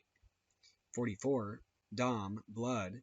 See Part 2. Here 4 times 11, the corruption of the created world. 45. Ma, the secret title of Yetzirah, the formative world. Adam or Adam, man, the species, not the first man. Aleph is air, the divine breath which stirs, dum, blood into being. 49. A number useful in the calculations of Dr. D, a mystic number of Venus. 50. The number of the gates of Binah, whose number is death. 50 equals none, by tarot, death. 51. On, pain, na, failure.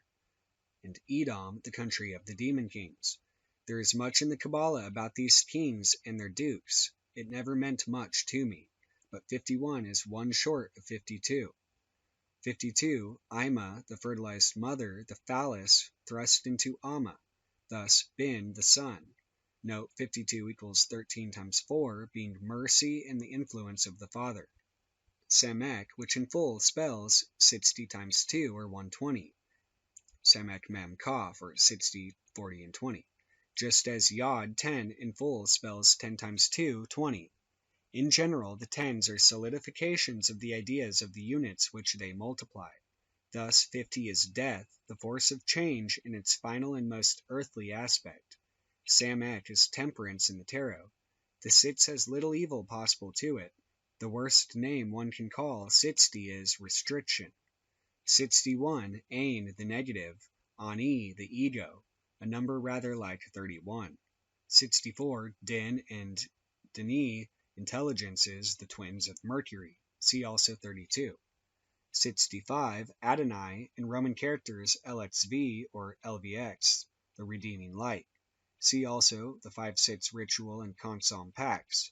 Note 65 equals 13 times 5, the most spiritual form of force, just as 10 times 5 was its most material form.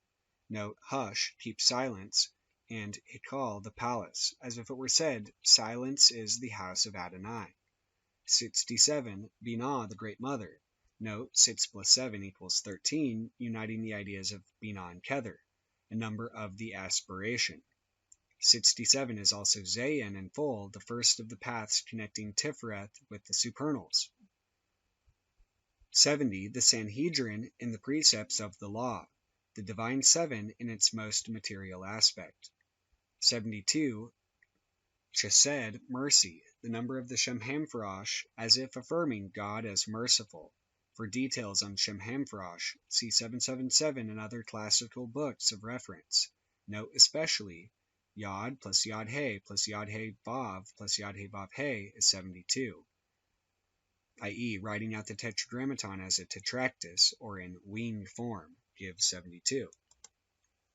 73, Chakma, wisdom, also Gimel, or Gimel, the path uniting Kether and Tiferet, but Gimel, the priestess of the silver star, is the female Arephant, the moon, and Chakma is Logos, or male initiator. See Liber 418 for more information on these points, though rather from the standpoint of Part 2. 78, Mesla, the influence from Kether, the number of the cards of the tarot and of the 13 paths of the beard of Macroprosopos. Also, Iwas, the messenger. See Part 2. Crowley later decided that this was an error, that the actual Hebrew spelling of Iwas was 93, after having the latter spelling communicated to him by one Samuel A. Jacobs, who knew the correct orthography for the simple reason that it was his middle name, patronymic to be precise. 80, the number of Pe, the lightning-struck tower of the tarot. 8 is intellect Mercury, its most material form is ruin, and intellect in the end is divided against itself. 81, a mystic number of the moon. 84, a number chiefly important in Buddhism. 84 is 7 times 12. 85, Pe, the letter Pe. 85 equals 5 times 17, even the highest unity, if it move or energize, means war. 86, Alhim, see a note on Genesis. 90, number of Zadi, a fishhook, and Tanha, the clinging of man to life. 9, the trap in which man is caught as a fish is caught by a hook, the most material aspect of animal life, its final doom decreed by its own lust. Also, Mem, water. 91. 91 is 7 times 13, the most spiritual form of the septenary. Amen, the holiest title of God, the Amun of the Egyptians. It also equals Yod-Heh-Vav-Heh Adonai, or Yod-Heh-Vav-Heh Adonai interlaced, the 8-lettered name thus linking 7 to the 8. Note that Amen, reckoning none as final, 700, is 741, Aleph, Mem, Tau, Shin, the letters of the elements, and is thus a form of tetragrammaton, a form unveiled. 100, the number of Kaf, the perfect illusion, 10 times 10, also Kaf, the wheel of fortune. The identity is that of matter, fatality, change, and illusion. It seems the Buddhist view of samsara chakram. 106, Nun, a fish, the number of death. Death in the tarot bears a cross-handled scythe, hence the fish as the symbol of the Redeemer. Ichthys is Jesus Christ, Son of God, Savior. 108, chiefly interesting because 108 is 2 times 2 times 3 times 3 times 3, the square of 2 playing with the cube of 3. Hence the Buddhists hailed it with acclamation and made their rosaries of this number of beads. 111, Achad Hua Alhim, he is one God, and Aleph, an ox, 1000, the redeeming bull. By shape the swastika, and so the lightning. As the lightning lighteneth out of the east even unto the west, so shall be the coming of the Son of Man. Asan, ruin, destruction, sudden death, such as of the personality in Samadhi. A fall, thick darkness, St. John of the Cross, who describes these phenomena in great detail. Om, the Hindu Om, or Makal, the destruction of reason by illumination. Olah, a holocaust. Falah, the hidden wonder, a title of Kether. 114, Dama, a tear, the age of Christian Rosenkreuz. 120, Samek, which I thought he was 120. Samek, a prop, also Masudi, basis, foundation. 120 is also 1 times 2 times 3 times 4 times 5, and is thus a synthesis of the powers of the pentagram, also the triangular number of 15. Hence, its importance in the 5/6 ritual. I, however, disagree in part. It seems to me to symbolize a lesser redemption than that associated with Tiferet. Compare at least the numbers .12 and 210 in Liber Legis and Liber 418, and it stole their superiority. For while the first is the sublime formula of the infinite surging into finity, and the latter the supreme rolling up of finity into infinity, the 120 can symbolize, at the best, a sort of intermediate condition of stability. For how can 1 proceed from the 2 to the 0? 120 is also On, a very important name of God. 124, Eden. 131, Samael, Satan so called, but really only Samael, the accuser of the brethren, unpopular with the rabbis because their consciences were not clear. Samael fulfills a most useful function. He is skepticism, which accuses intellectually, conscience, which accuses normally, and even that spiritual accuser upon the threshold, without whom the sanctuary might be profaned.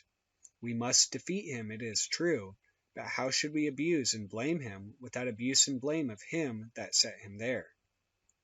136, a mystic number of Jupiter, the sum of the first 16 natural numbers. 144, a square, and therefore a materialization of the number 12, hence the numbers in the Apocalypse. 144,000 only means 12, the perfect number in the zodiac or houses of heaven in tribes of Israel, times 12, i.e. settled, times 1,000, i.e. on the grand scale. 148, Maznim, scales of justice. 156, Babylon, see Liber 418. This number is chiefly important for Part 2. It is of no account in the orthodox dogmatic Qabalah, yet it is 12 times 13, the most spiritual form, 13 of the most perfect number, 12, Hua. It is Zion, the city of the pyramids. 175, a mystic number of Venus. 203, Abar, initials of Ab, Ben, Ruach, the Trinity. 206, Dabar, speech, the word of power. 207, Or, light. Contrast with Ob, 9, the astral light, and Od, 11, the magical light. Ob is an illusory thing of witchcraft, cf. Obi and Obeah.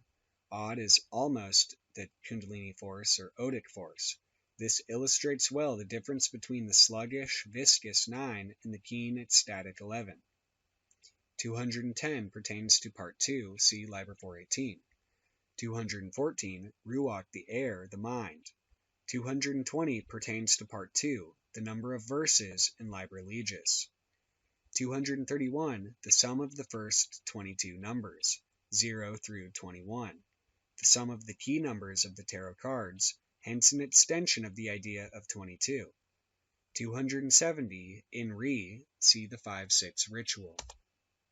280, the sum of the 5 letters of severity, those which have a final form, Kaf, Mem, Nun, Pe, and Zadi. Also the number of the squares on the side of the vault, 7 times 40. See the 5-6 ritual. Also, Rop, or RP, terror. 300, the letter Shin, meaning tooth, and suggesting by its shape a triple flame.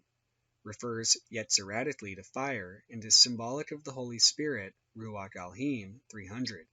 Descending into the midst of Yad-He-Vav-He, the 4 inferior elements, we get Yeshua, the Spirit, the Savior, symbolized by the pentagram. 301, Ash, fire. 314, Shaddai, the Almighty, a name of God attributed to Yesod. 325, a mystic number of Mars. Vartzabel, the spirit of Mars, and Graphiel, the intelligence of Mars. 326, Yeshua, Jesus, c. 300. 333, Choronzon, c. Liber 418, the 10th ether. It is surprising that this large-scale 3 should be so terrible a symbol of dispersion. There is doubtless a venerable arcanum here connoted, possibly the evil of matter, Sumo. 333 is 37 times 9, the accursed. 340, Shem, the name. 341, the sum of the 3 mother letters, Aleph, Mem, and Shin. 345, Moshe, or Moses. Note that by transposition here we have 543, Aheye Asher Aheye. Existence is existence, I am that I am, a sublime title of Kether. Moses is therefore regarded as the representative of this particular manifestation of deity who declared himself under this special name. 358, C32, Moshiach, or Messiah, and Nakash, the serpent of Genesis. The dogma is that the head of the serpent, Nun, is bruised, being replaced by the letter of sacrifice, and Yod, the letter alike of virginity, and Virgo, Yod, Virgo, and of original deity, Yod, the foundation or type of all the letters. Thus the word may be read, the sacrifice of the virgin-born divine one triumphant, the chariot, through the spirit, while reads, death entering the realm of the spirit. But the conception of the serpent as redeemer is truer. See my explanation of the 5-6 ritual. 361, Adonai Ha-Eretz, the Lord of the earth. Note, 361 denotes the 3 supernals, the 6 members of the Ruach, and Malkuth. This name of God therefore embraces all the 10 Sephiroth. 365, an important number, though not in the pure Qabalah. See the Canon by William Sterling. Mithras and Abraxas in Greek. 370, really more important for Part 2, Osh, creation, the Sabbatic goat in its highest aspect. This shows the whole of creation as matter and spirit, the material 3, the spiritual 7, and all canceling to 0. Hence, Shalom, peace. 400, the letter Tau, the universe. It is the square of 20, the wheel of fortune, and shows the universe as the sphere of fortune, the samsara chakra where karma, which fools call chance, rules. 400 is the total number of the Sephiroth, each of the 10 containing 10 in itself, and being repeated in the 4 worlds of Etzilith, Beriah, Yetzirah, and Isaiah. These 4 worlds are themselves attributed to Yad-He-Vav-He, which is, therefore, not the name of a tribal fetish, but the formula of a system. 401, Oth, the, emphatic, meaning essence of, for Aleph and Tau are first and last letters of the Hebrew alphabet, as Alpha and Omega are of Greek, and A and Z of the Latin.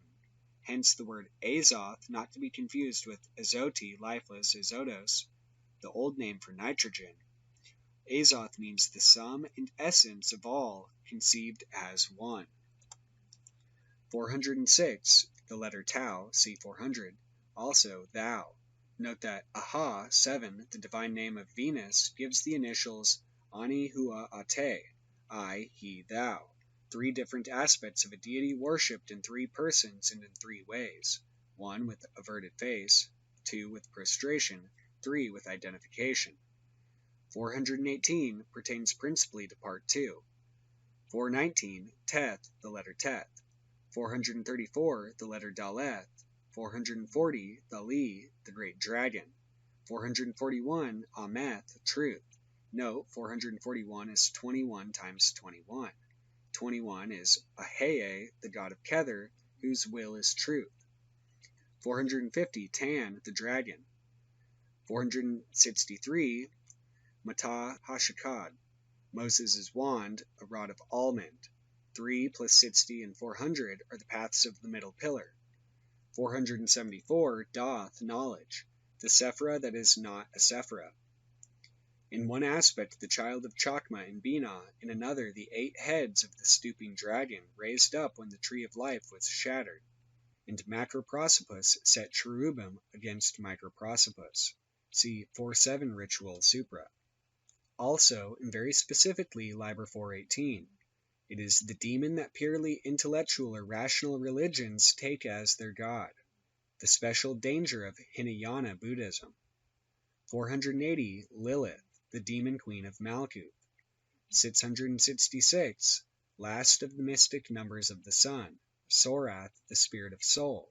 Also, Omo Shaitan, or Omo Satan, the satanic trinity of Typhon, Apophis, and Bez. See the Golden Dawn Z1 document. Also, Shem Yeshua, the name of Jesus. The names of Nero, Napoleon, W.E. Gladstone, and any person that you may happen to dislike add up to this number.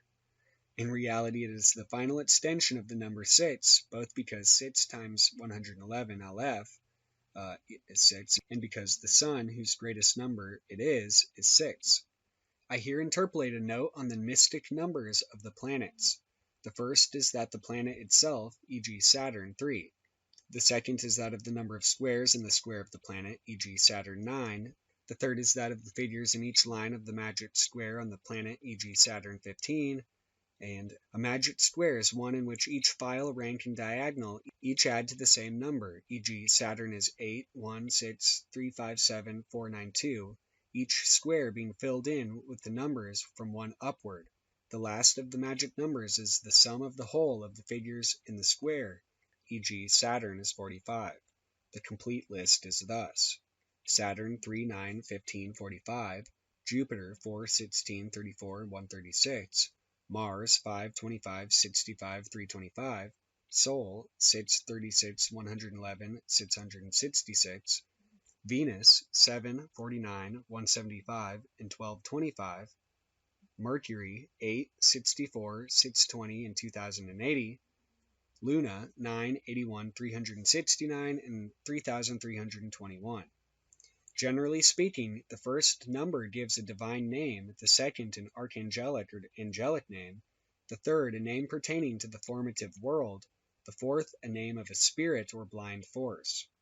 For example, Mercury has AZ and DD, love, for 8, Din and Dini for 64, Tyriel for 260, and Tefthartharath for 2080. But in the earlier numbers, this is not so well carried out. 136 is both Euphiel, the intelligence of Jupiter, and Chasmal, the spirit. The mystic numbers of the Sephiroth are simply the sums of the numbers from 1 to their own numbers. Thus, Kether is 1, Chakma 3, Binah 6, Chesed 10, Jabura 15, Tiferet 21, Netzach 28, Had 36, Yesod 45, and Malkuth 55. The most important attributions of 666, however, pertain to the second part. 671, Torah, the law, Throa, the gate, Hathor, the lady of the path of Daleth, Rota, the wheel. Also Aleph, Daleth, Nun, and Yod, Adonai, spelled in full. This important number marks the identity of the Adwedes with the way itself. I am the way, the truth, and the life, and shows the tarot as a key, and the law itself as nothing else than this.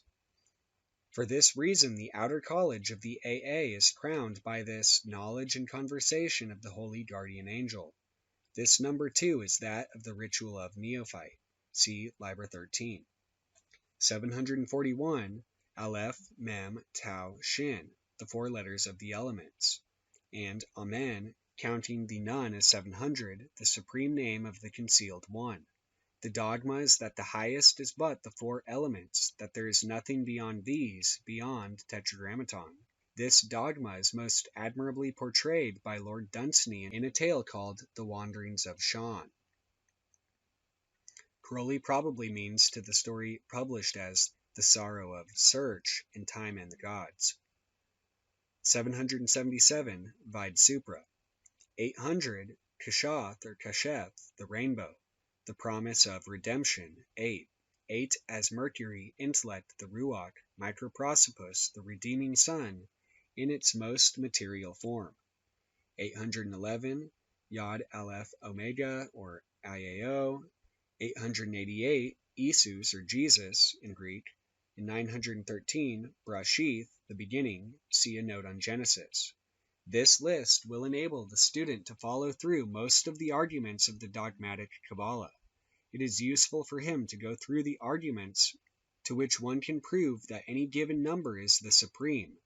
It is the case that many being but fails of the one, and the course of argument leads one to knowledge and worship of each number in turn. For example, thesis. The number 9 is the highest and worthiest of the numbers. Scholion A.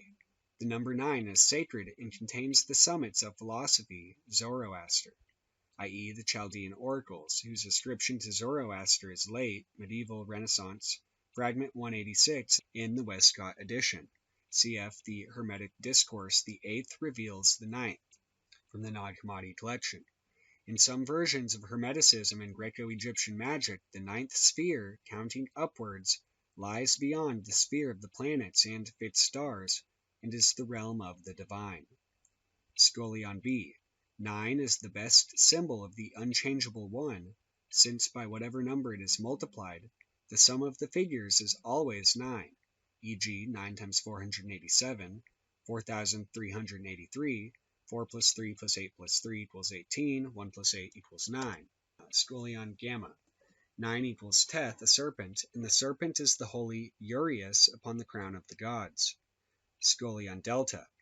9 is Ix, the hermit of the tarot, the ancient one with the lamp, giver of light, and staff, the middle pillar of the Sephiroth. This, too, is the same ancient as in 0 Aleph, the fool, and Aleph 1.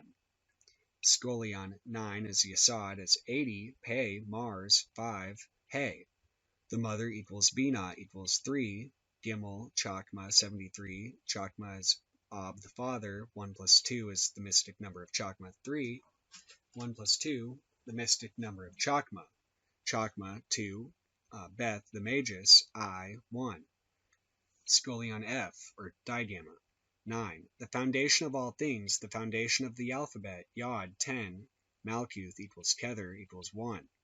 Scholion Zeta, 9. The hermit, Yod equals 10 equals X, the wheel of fortune equals 20 equals XX, the last judgment equals Shin equals 300 equals 30 equals Lamed, justice equals 8, chariot, or Cheth, the chariot, equals 7, equals Zayn, equals the lovers, equals 6, equals the pope or emperor, equals the empress, equals 3, the high priestess, equals 2, the magus, equals 1, the fool, equals 0.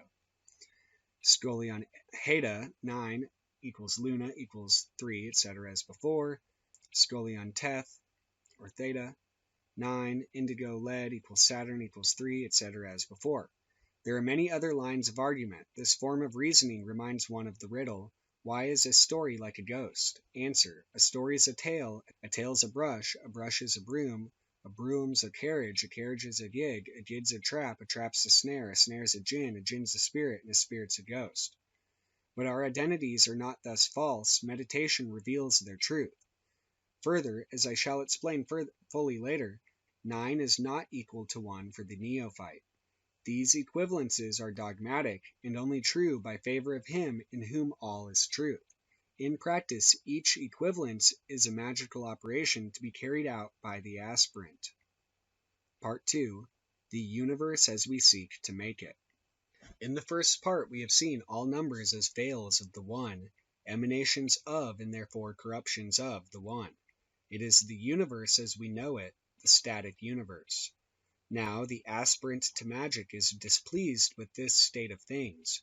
He finds himself but a creature, the farthest removed from the Creator, a number so complex and involved that he can scarcely imagine, much less dare to hope for, its reduction to the One.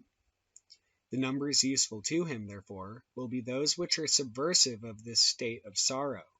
So the number 2 represents to him the Magus, the great magician Mayan who has created the illusion of Maya, as seen in the second ether. In considering himself as the ego who posits the non-ego fight, he hates this Magus. It is only the beginner who regards this Magus as the wonder worker, as the thing he wants to be. For the adept with such little consolation as he may win is rather to be found by regarding the Magus as B, Mercury equals 8, Cheth equals 418, Abrahadabra, the great word, the word of double power and the voice of the master, which unites the 5 and the 6, the rose and the cross, the circle and the square. And also B is the path from Binah to Kether, but that is only important for him who is already in Binah, the master of the temple. He finds no satisfaction in contemplating the tree of life and the orderly arrangement of the numbers. Rather does he enjoy the Qabalah as a means of juggling with those numbers. He can leave nothing undisturbed. He is the anarchist of philosophy. He refuses to acquiesce in merely formal proofs of the excellence of things. He doeth all things well. Where the world understood ye would see it was good. Whatever is right, and so on. To him, on the contrary, whatever is wrong. It is part of the painful duty of a master of the temple to understand everything. Only he can excuse the apparent cruelty and fatuity of things. He is of the supernals, he sees things from above, yet having come from below, he can sympathize with all. And he does not expect the neophyte to share his views. Indeed, they are not true to a neophyte.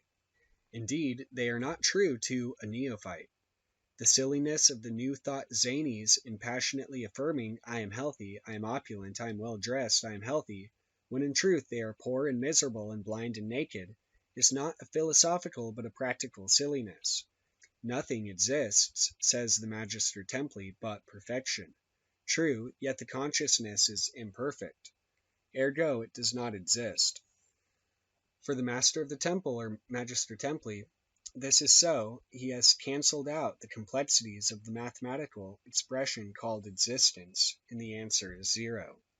But for the beginner, his pain and another's joy do not balance. His pain hurts him, and his brother may go hang. The Magister Templi, too, understands why 0 must plunge through all finite numbers to express itself, why it must write itself as NN instead of 0, what gain there is in such writing. And this understanding will be found expressed in Liber 418, Episode of Chaos and His Daughter, and Liber Legis, chapter 1, verses 28 through 30. But it must never be forgotten that everyone must begin at the beginning, and in the beginning the aspirant is a rebel, even though he feel himself to be that most dangerous type of rebel, a king dethroned. And of course, if his result succeeds, he will acquiesce in order. The first condition of gaining your grade is to be dissatisfied with the one that you have. And so when you reach the end, you find order as at first, but also that the law is that you must rebel to conquer. Hence, he will worship any number which seems to him to promise to overturn the tree of life. He will even deny and blaspheme the one, whom after all, it is his ambition to be, because of its simplicity and aloofness. he is tempted to curse God and die. Atheists are of three kinds. 1. The mere stupid man. Often he is clever, as Bolingbroke, Bradlaugh, and Foote were clever. He has found out one of the minor arcana and hugs it and despises those who see more than himself or who regard things from a different standpoint. Hence he is usually a bigot, intolerant even of tolerance. 2. The despairing wretch, who, having sought God everywhere and failed to find him, thinks everyone else is as blind as he is, and that if he has failed, he, the seeker after truth, it is because there is no goal. In his cry there is pain, as with the stupid kind of atheist there is smugness and self-satisfaction. Both are diseased egos. 3. The philosophical adept, who, knowing God, says there is no God, meaning God is zero, as Kabbalistically he is. He holds atheism as a philosophical speculation as good as any other, and perhaps less likely to mislead mankind and do other practical damage as any other. Him you may know by his equanimity, enthusiasm, and devotion. I again refer to Liber 418. The reference appears to be in the passage of the fifth ether. The 9 religions are crowned by the ring of adepts whose password is, "There is no God," so inflected that even the magister when received among them had not wisdom to interpret it. 1. Mr. Daw, K.C., Malud, I respectfully submit that there is no such creature as a peacock. 2. Oedipus at Colonus, alas, there is no sun. I, even I, have looked and found it not. 3. Dixit stultus in cord suo, Ein Elohim. Note that by gematria, Ein Alhim is 147, which is also Adla He Adonai Yehovah, the 4 divine names of the lesser ritual of the pentagram. There is a 4th kind of atheister, not really an atheist at all. He is but a traveler in the land of no God, and knows that it is but a stage on his journey, and a stage, moreover, not far from the goal. Doth is not in the tree of life, and in Doth there is no God as there is in the Sephiroth, for Doth cannot understand unity at all. If he thinks of it, it is only to hate it, as the one thing which he is most certainly not. See Liber 418, the 10th ether. I may remark in passing that this book is the best known to me on advanced Qabalah, and of course it is only intelligible to advanced students. This atheist, not in being but in passing, is a very apt subject for initiation. He is done with the illusions of dogma. From a Knight of the Royal Mystery, the title of a high degree in certain Masonic rites, immediately preceding Grand Inspector General, sometimes called Prince of the Royal Secret, he has risen to understand with the members of the Sovereign Sanctuary, another Masonic term generally denoting the highest degree or ruling council of a particular rite, that all is symbolic, all, if you will, the jugglery of the magician. He is tired of theories and systems of theology and all such toys, and being weary and anhungered and athirst, seats a seat at the table of adepts, and a portion of the bread of spiritual experience and a draught of the wine of ecstasy. It is then thoroughly understood that the aspirant is seeking to solve the great problem, and he may conceive, as various schools of adepts in the ages have conceived, this problem in 3 main forms. 1. I am not God, I wish to be God. This is the Hindu's conception. I am Malkuth, I wish to be Kether. This is the Kabbalistic equivalent. 2. I am a fallen creature, I wish to be redeemed. This is the Christian conception. I am Malkuth, the fallen daughter. I wish to be set upon the throne of Binah, my supernal mother. This is the Kabbalistic equivalent. 3. I am the finite square. I wish to be one with the infinite circle. This is the unsectarian conception. I am the cross of extension. I wish to be one with the infinite rows. This is the Kabbalistic equivalent. The answer of the adept to the first form of the problem is, for the Hindu, thou art that. See previous chapter, the Yogi. For the Kabbalist, Malkuth is in Kether and Kether is in Malkuth, or that which is below is like that which is above, or simply Yod, the foundation of all letters having the number 10 symbolizing Malkuth. The answer of the adept to the second form of the problem is for the Christian all the familiar teaching of the Song of Songs and the Apocalypse concerning the bride of Christ. This Christian teaching, not its Kabbalistic equivalent, is incomplete. The bride, the soul, is united, though only by marriage with the Son, who then presents her to the Father and Mother or Holy Spirit. These four then complete Tetragrammaton, but the bride is never united to the Father. In this scheme, the soul can never do more than touch Tiferet and so receive the ray from Chakma. Whereas even St. John makes his Son say, I and my Father are one, and we all agree that in philosophy there can never be, in truth, more than one, this Christian dogma says never less than four. Hence its bondage to law and its most imperfect comprehension of any true mystic teaching, and hence the difficulty of using its symbols. For the Kabbalist, it is a long, complex dogma which may be studied in the Zohar and elsewhere. Otherwise, he may simply answer, He, the letter alike of mother and daughter in Yod He Vav He. See Liber 418 for lengthy disquisitions on this symbolic basis. The answer of the adept to the third form of the problem is given by pi, implying that an infinite factor must be employed. For the Kabbalist, it is usually symbolized by the rosy cross or by such formulae as 5, 6. That they concealed a word answering this problem is also true. My discovery of this word is the main subject of this article. All the foregoing exposition has been intended to show why I sought a word to fulfill the conditions, and by what standards of truth I could measure things. But before proceeding to this word, it is first necessary to explain further in what way one expects a number to assist one in the search for truth, or the redemption of the soul, or the formulation of the rosy cross. I am supposing that the reader is sufficiently acquainted with the method of reading a name by its attributions to understand how, once a message is received and accredited, it may be interpreted. Thus, if I ask, what is knowledge, and receive the answer doth, I read it, daleth, the door, ayin, matter, tau, darkness, by various columns of 777, to choose the column as a matter of spiritual intuition, salvator ambulando. But here I am only dealing with the trying of the spirits to know whether they be of God.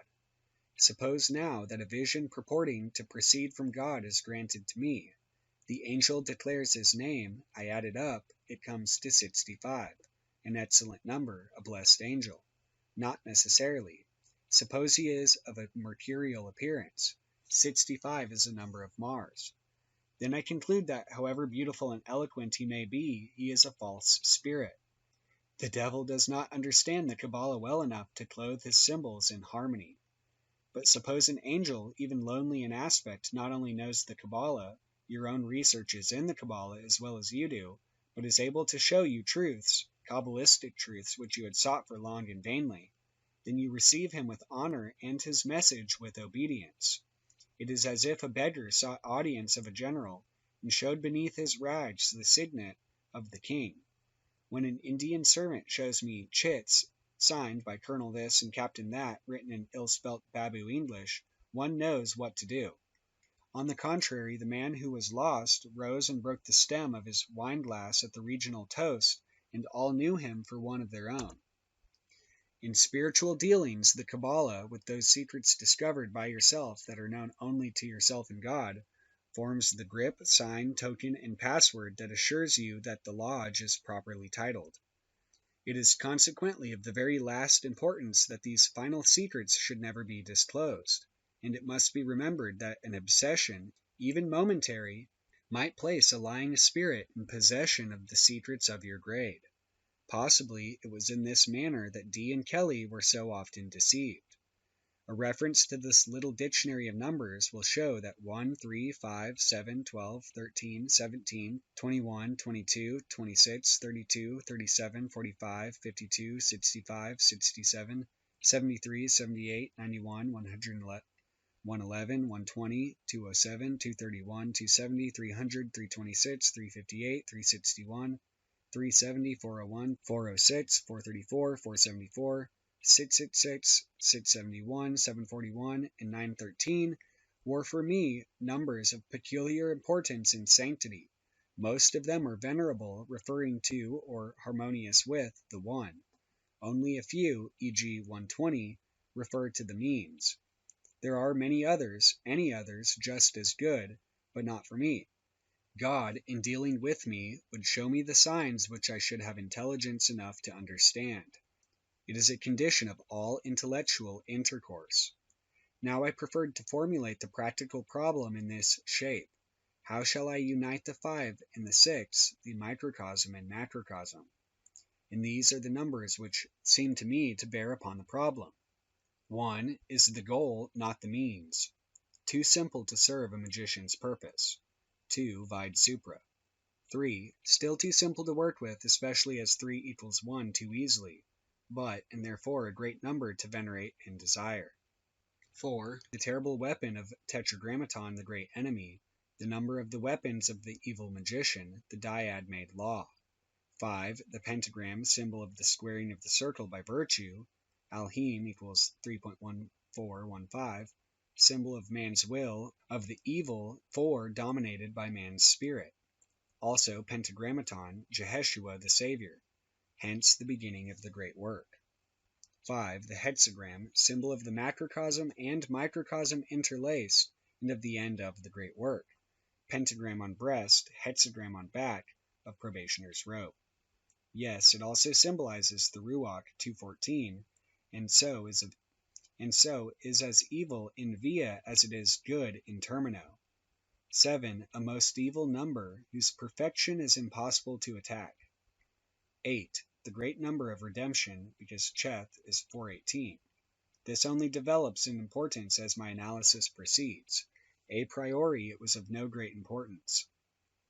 9 most evil because of its stability.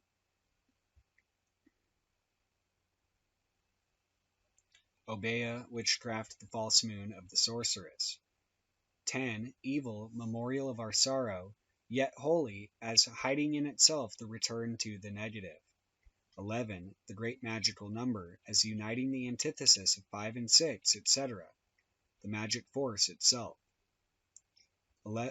12 useless, mere symbol of the goal. 13 helpful, since if we can reduce our formula to 13, it becomes 1 without further trouble. 17 useful, because though it symbolizes 1, it does so under the form of the thunderbolt. Here is a magic disc for me to hurl and win heaven by violence, says the aspirant. 21 as bad, nearly as 7. 26 accursed, as bad as 4, only useful when it is a weapon in your hand, then, if Satan be divided against Satan, etc. 28 attainable, and so useful, my victory, my power, says the Philosophus. 30 the balance, truth, most useful.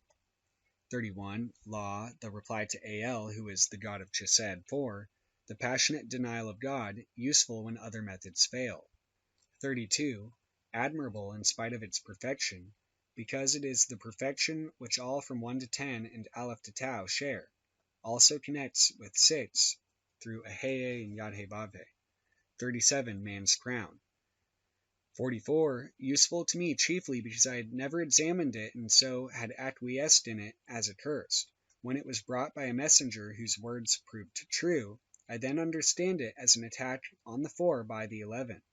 Without shedding the blood, Dom 44, there is no remission. Also, since the messenger could teach this in prophecy, it added credit to the adept who sent the message. 45 useful as the number of man, Adam, identified with Ma or Meh, yet Zera, the world of formation, to which man aspires as next above Asaya. Thus 45 baffles the accuser, but only by affirmation of progress. It cannot help that progress. 52 Ima and Bin, but orthodoxy conceives these as external saviors, therefore they serve no useful purpose. 60 like 30 but weaker. Temperance is only an inferior balance. 120, its extension, gives a better force. 65, fully dealt with in Consum Pax. 72, almost as bad as 4 and 26, yet being bigger and therefore further from 1, it is more assailable. Also, it does spell chesed, mercy, and this is sometimes useful. 73, the two ways together, Gimel and Chakma, hence venerable but not much good to the beginner. 73, Lamed, an expansion of 30, reads, by equilibrium and self-sacrifice, the gate, thus useful. Also 73 equals 37 times 2. So we see 37 times 1 is 37, man's crown, Yachida, the highest soul, in Termino. 37 times 2, 73, the balance, 2 being the symbol in Via. 37 times 3, 111, Aleph, etc., 3 being the mother, the nurse of the soul, and 37 times 4, 148, the balances, and so on. I have not yet worked out all the numbers of this important scale. 77, Oz, the goat of the Sabbath of the Adepts, the Baphomet of the Templars, the idol set up to defy and overthrow the false god, though it is understood that he himself is false, not an end, but a means. Note that 77 equals 7 times 11, magical power in perfection. 78, most venerable, because Mesla is shown as the influence descending from on high, whose key is the tarot, and we possess the tarot. The number proper of the name of the messenger of the most exalted one. The account of Iwas follows in its proper place. See the equinox of the gods. 85, good, since 85 is 5 times 17. 86, Elohim, the original mischief, but good, since it is a key to the pentagram. 91, merely venerable. 111, priceless, because of its 37 times 3 symbolism. Priceless, because of its 37 times 3 symbolism, its explanation of Aleph, which we seek, and its comment that the unity may be found in thick darkness and in sudden death. This is the most clear and definite help we have had yet, showing Samadhi and the destruction of the ego as gates of our final victory. 120, see Part 1 in references. 124, Eden, the narrow gate or path between death and the devil, because Ayin and Nun are referred to the devil and death in the tarot. In the Golden Dawn portal ritual, this description refers to the path of Samek, but putting a gate on the end of said path also gives us 124. 156, Babylon. This most holy and precious name is fully dealt with in Liber 418. Notice 156 is 12 times 13. This was a name given and ratified by Qabalah. 156 is not one of the a priori helpful numbers. It is rather a case of Qabalah illuminating St. John's intentional obscurity. 165, 11 times 15, should be a number of Capricorni pneumaticae not yet fulfilled. 201, R, light in Chaldee. Note 201 is 3 times 67. Binah, as if it were said, light is concealed as a child in the womb of its mother. The occult rhetoric of the Chaldean Magi to the Hebrew sorcerers who affirmed, or, light, 207, a multiple of 9. But this is little more than a sectarian squabble. 207 is holy enough. 206, Debar, the word of power, a useful acquisition, the gateway of the word of light. 210, upon this holiest number it is not fitting to dilate. We may refer zealotors to Liber 7. Chapter 1, Liber Legis, Chapter 1, and Liber 418. The reference is to Nox, spelt in Hebrew. But this was only revealed later. At first I had only Abraha, the Lord of the Adepts, cf. Abraha Melon. See also Nephilim, 210. 214, Ruach is one of the most seductive numbers to the beginner, yet its crown is Doth, and later one learns to regard it as the great obstacle. Look at the promise, 21, ending in the fearful curse of 4, calamity. 216. I once hoped much from this number, as it is the cube of 6, but I fear it only expresses the fixity of mind. Anyway, it all came to no good. But we have Debir connected with Debar, adding the secret phallic power. 220. This is the number of verses of Liber Legis. It represents 10 times 22, i.e. the whole of the law welded into one. Hence, we may be sure that the law shall stand as it is without a syllable of addition. Note 10 to the 22nd power, the modulus of the universe of atoms, men, stars. See 2 New Worlds. 222. The grand scale of 2 may one day be of value. 256. The eighth power of 2 should be useful. 280. A grand number, the dyad passing to 0 by virtue of the 8. The charioteer who bears the cup of Babylon. See Liber 418, the 12th ether. See also 280 in part 1. 300. Venerable, but only useful as explaining the power of the trident and the flame on the altar. Too stable to serve a revolutionary, except in so far as it is fire. 333. See part 1. 340. Connects with 6 through Shem, the fire and the water conjoined to make the name, thus useful as a hint and ceremonial. 361. See part 1. Connects with the caduceus, as 3 is the supernal fire, 6 the ruach, 1 malkuth. See illustration of caduceus in the equinox number 2. 370. Most venerable. See part 1. It delivers the secret of creation into the hand of the magician. See Liber Capricorni Pneumaticae.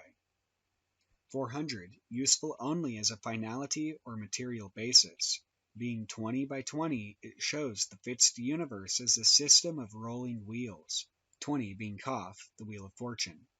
401. See part 1. But Azoth is the elixir, prepared and perfect. The neophyte has not yet got it. 406. See part 1. 414. Chagoth, or meditation, the one dividing the accursed four. Also, Ein Sof Or, the limitless light. Azoth, a Hebrew spelling of Azoth, also adds to this number. 418. Cheth, and Abrahadabra, the great magic word, the word of the Eon. Note the 11 letters, 5 alephs identical and 6 diverse. Thus it interlocks pentagram and hexagram. Beth Ha, the house of He, the pentagram. See Idra Zuta Kadisha 694. For He formeth Beth, but Cheth formeth Yod, both equal 20. Compare this with the Mather's translation, which appears to be a loose paraphrase of von Rosenroth's glosses rather than a direct quote. The relevant paragraphs are 696 and 697. Note, 4 plus 1 plus 8 is 13, the 4 reduced to 1 through 8, the redeeming force, and 418 is Cheth, 8. By Ike Bekur, Abrahadabra is also 22. Also, 418 is 22 times 19, manifestation. Hence the word manifests the 22 keys of Rota. It means by translation, Abraha Deber, the voice of the chief seer. It resolves into pentagram and hexagram as follows.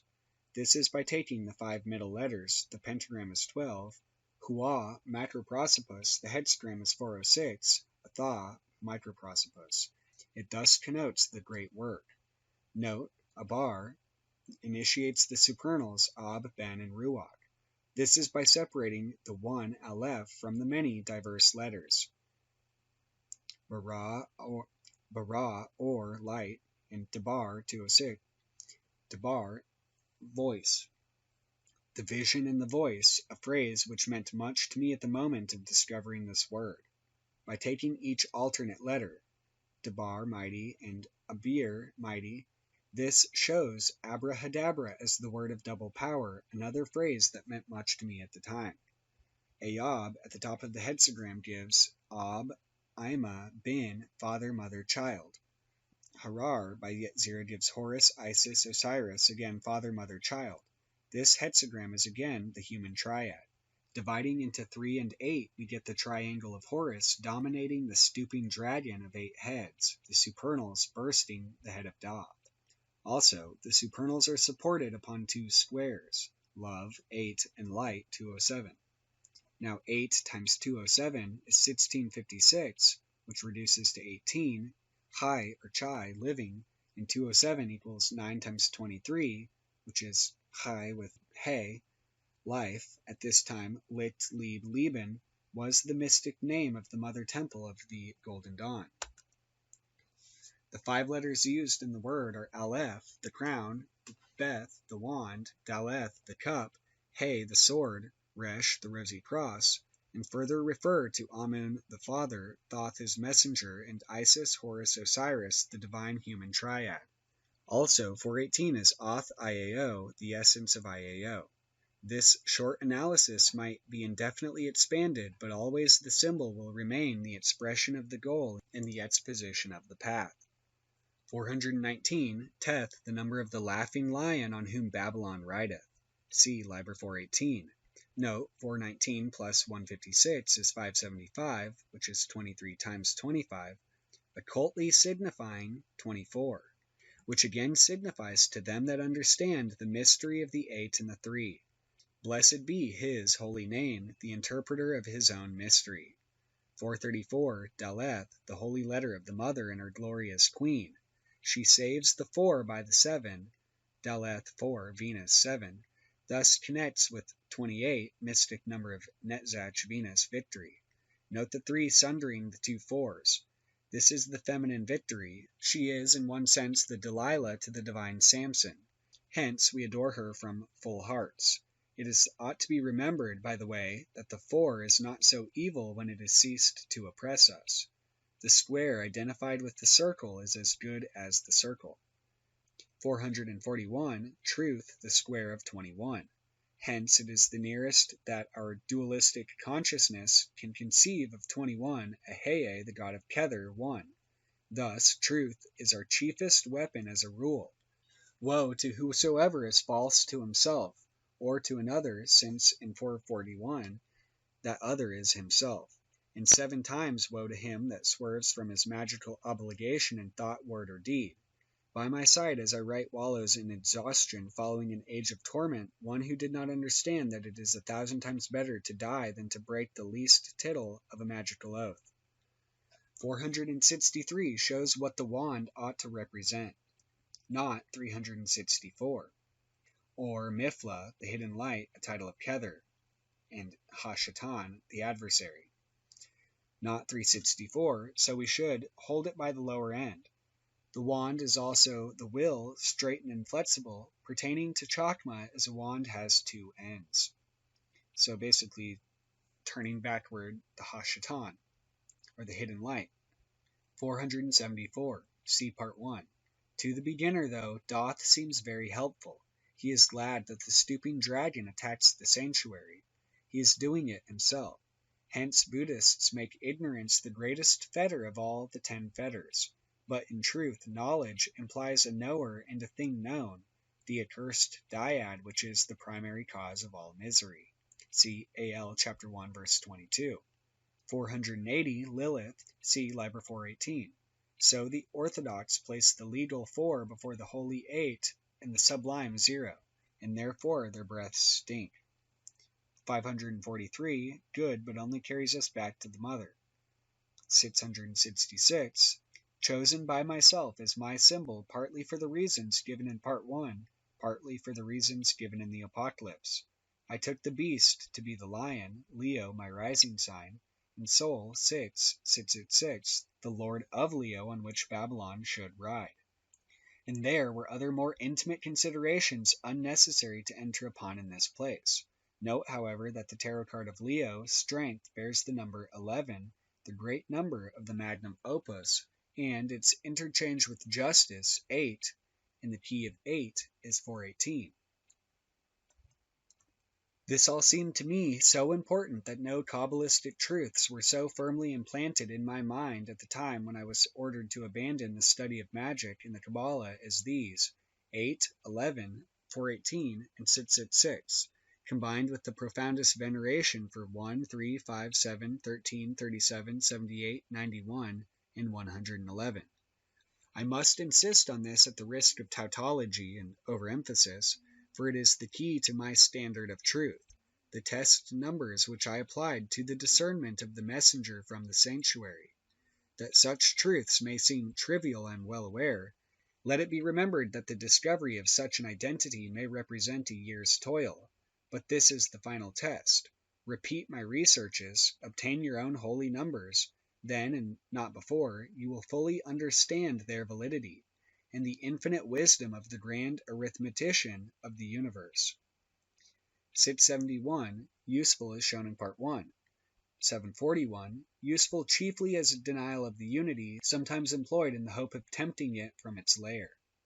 777, useful in a similar way as affirming that the unity is the Qabalah, but a dangerous tool, especially as it represents the flaming sword that drove man out of Eden. A burnt child dreads the fire.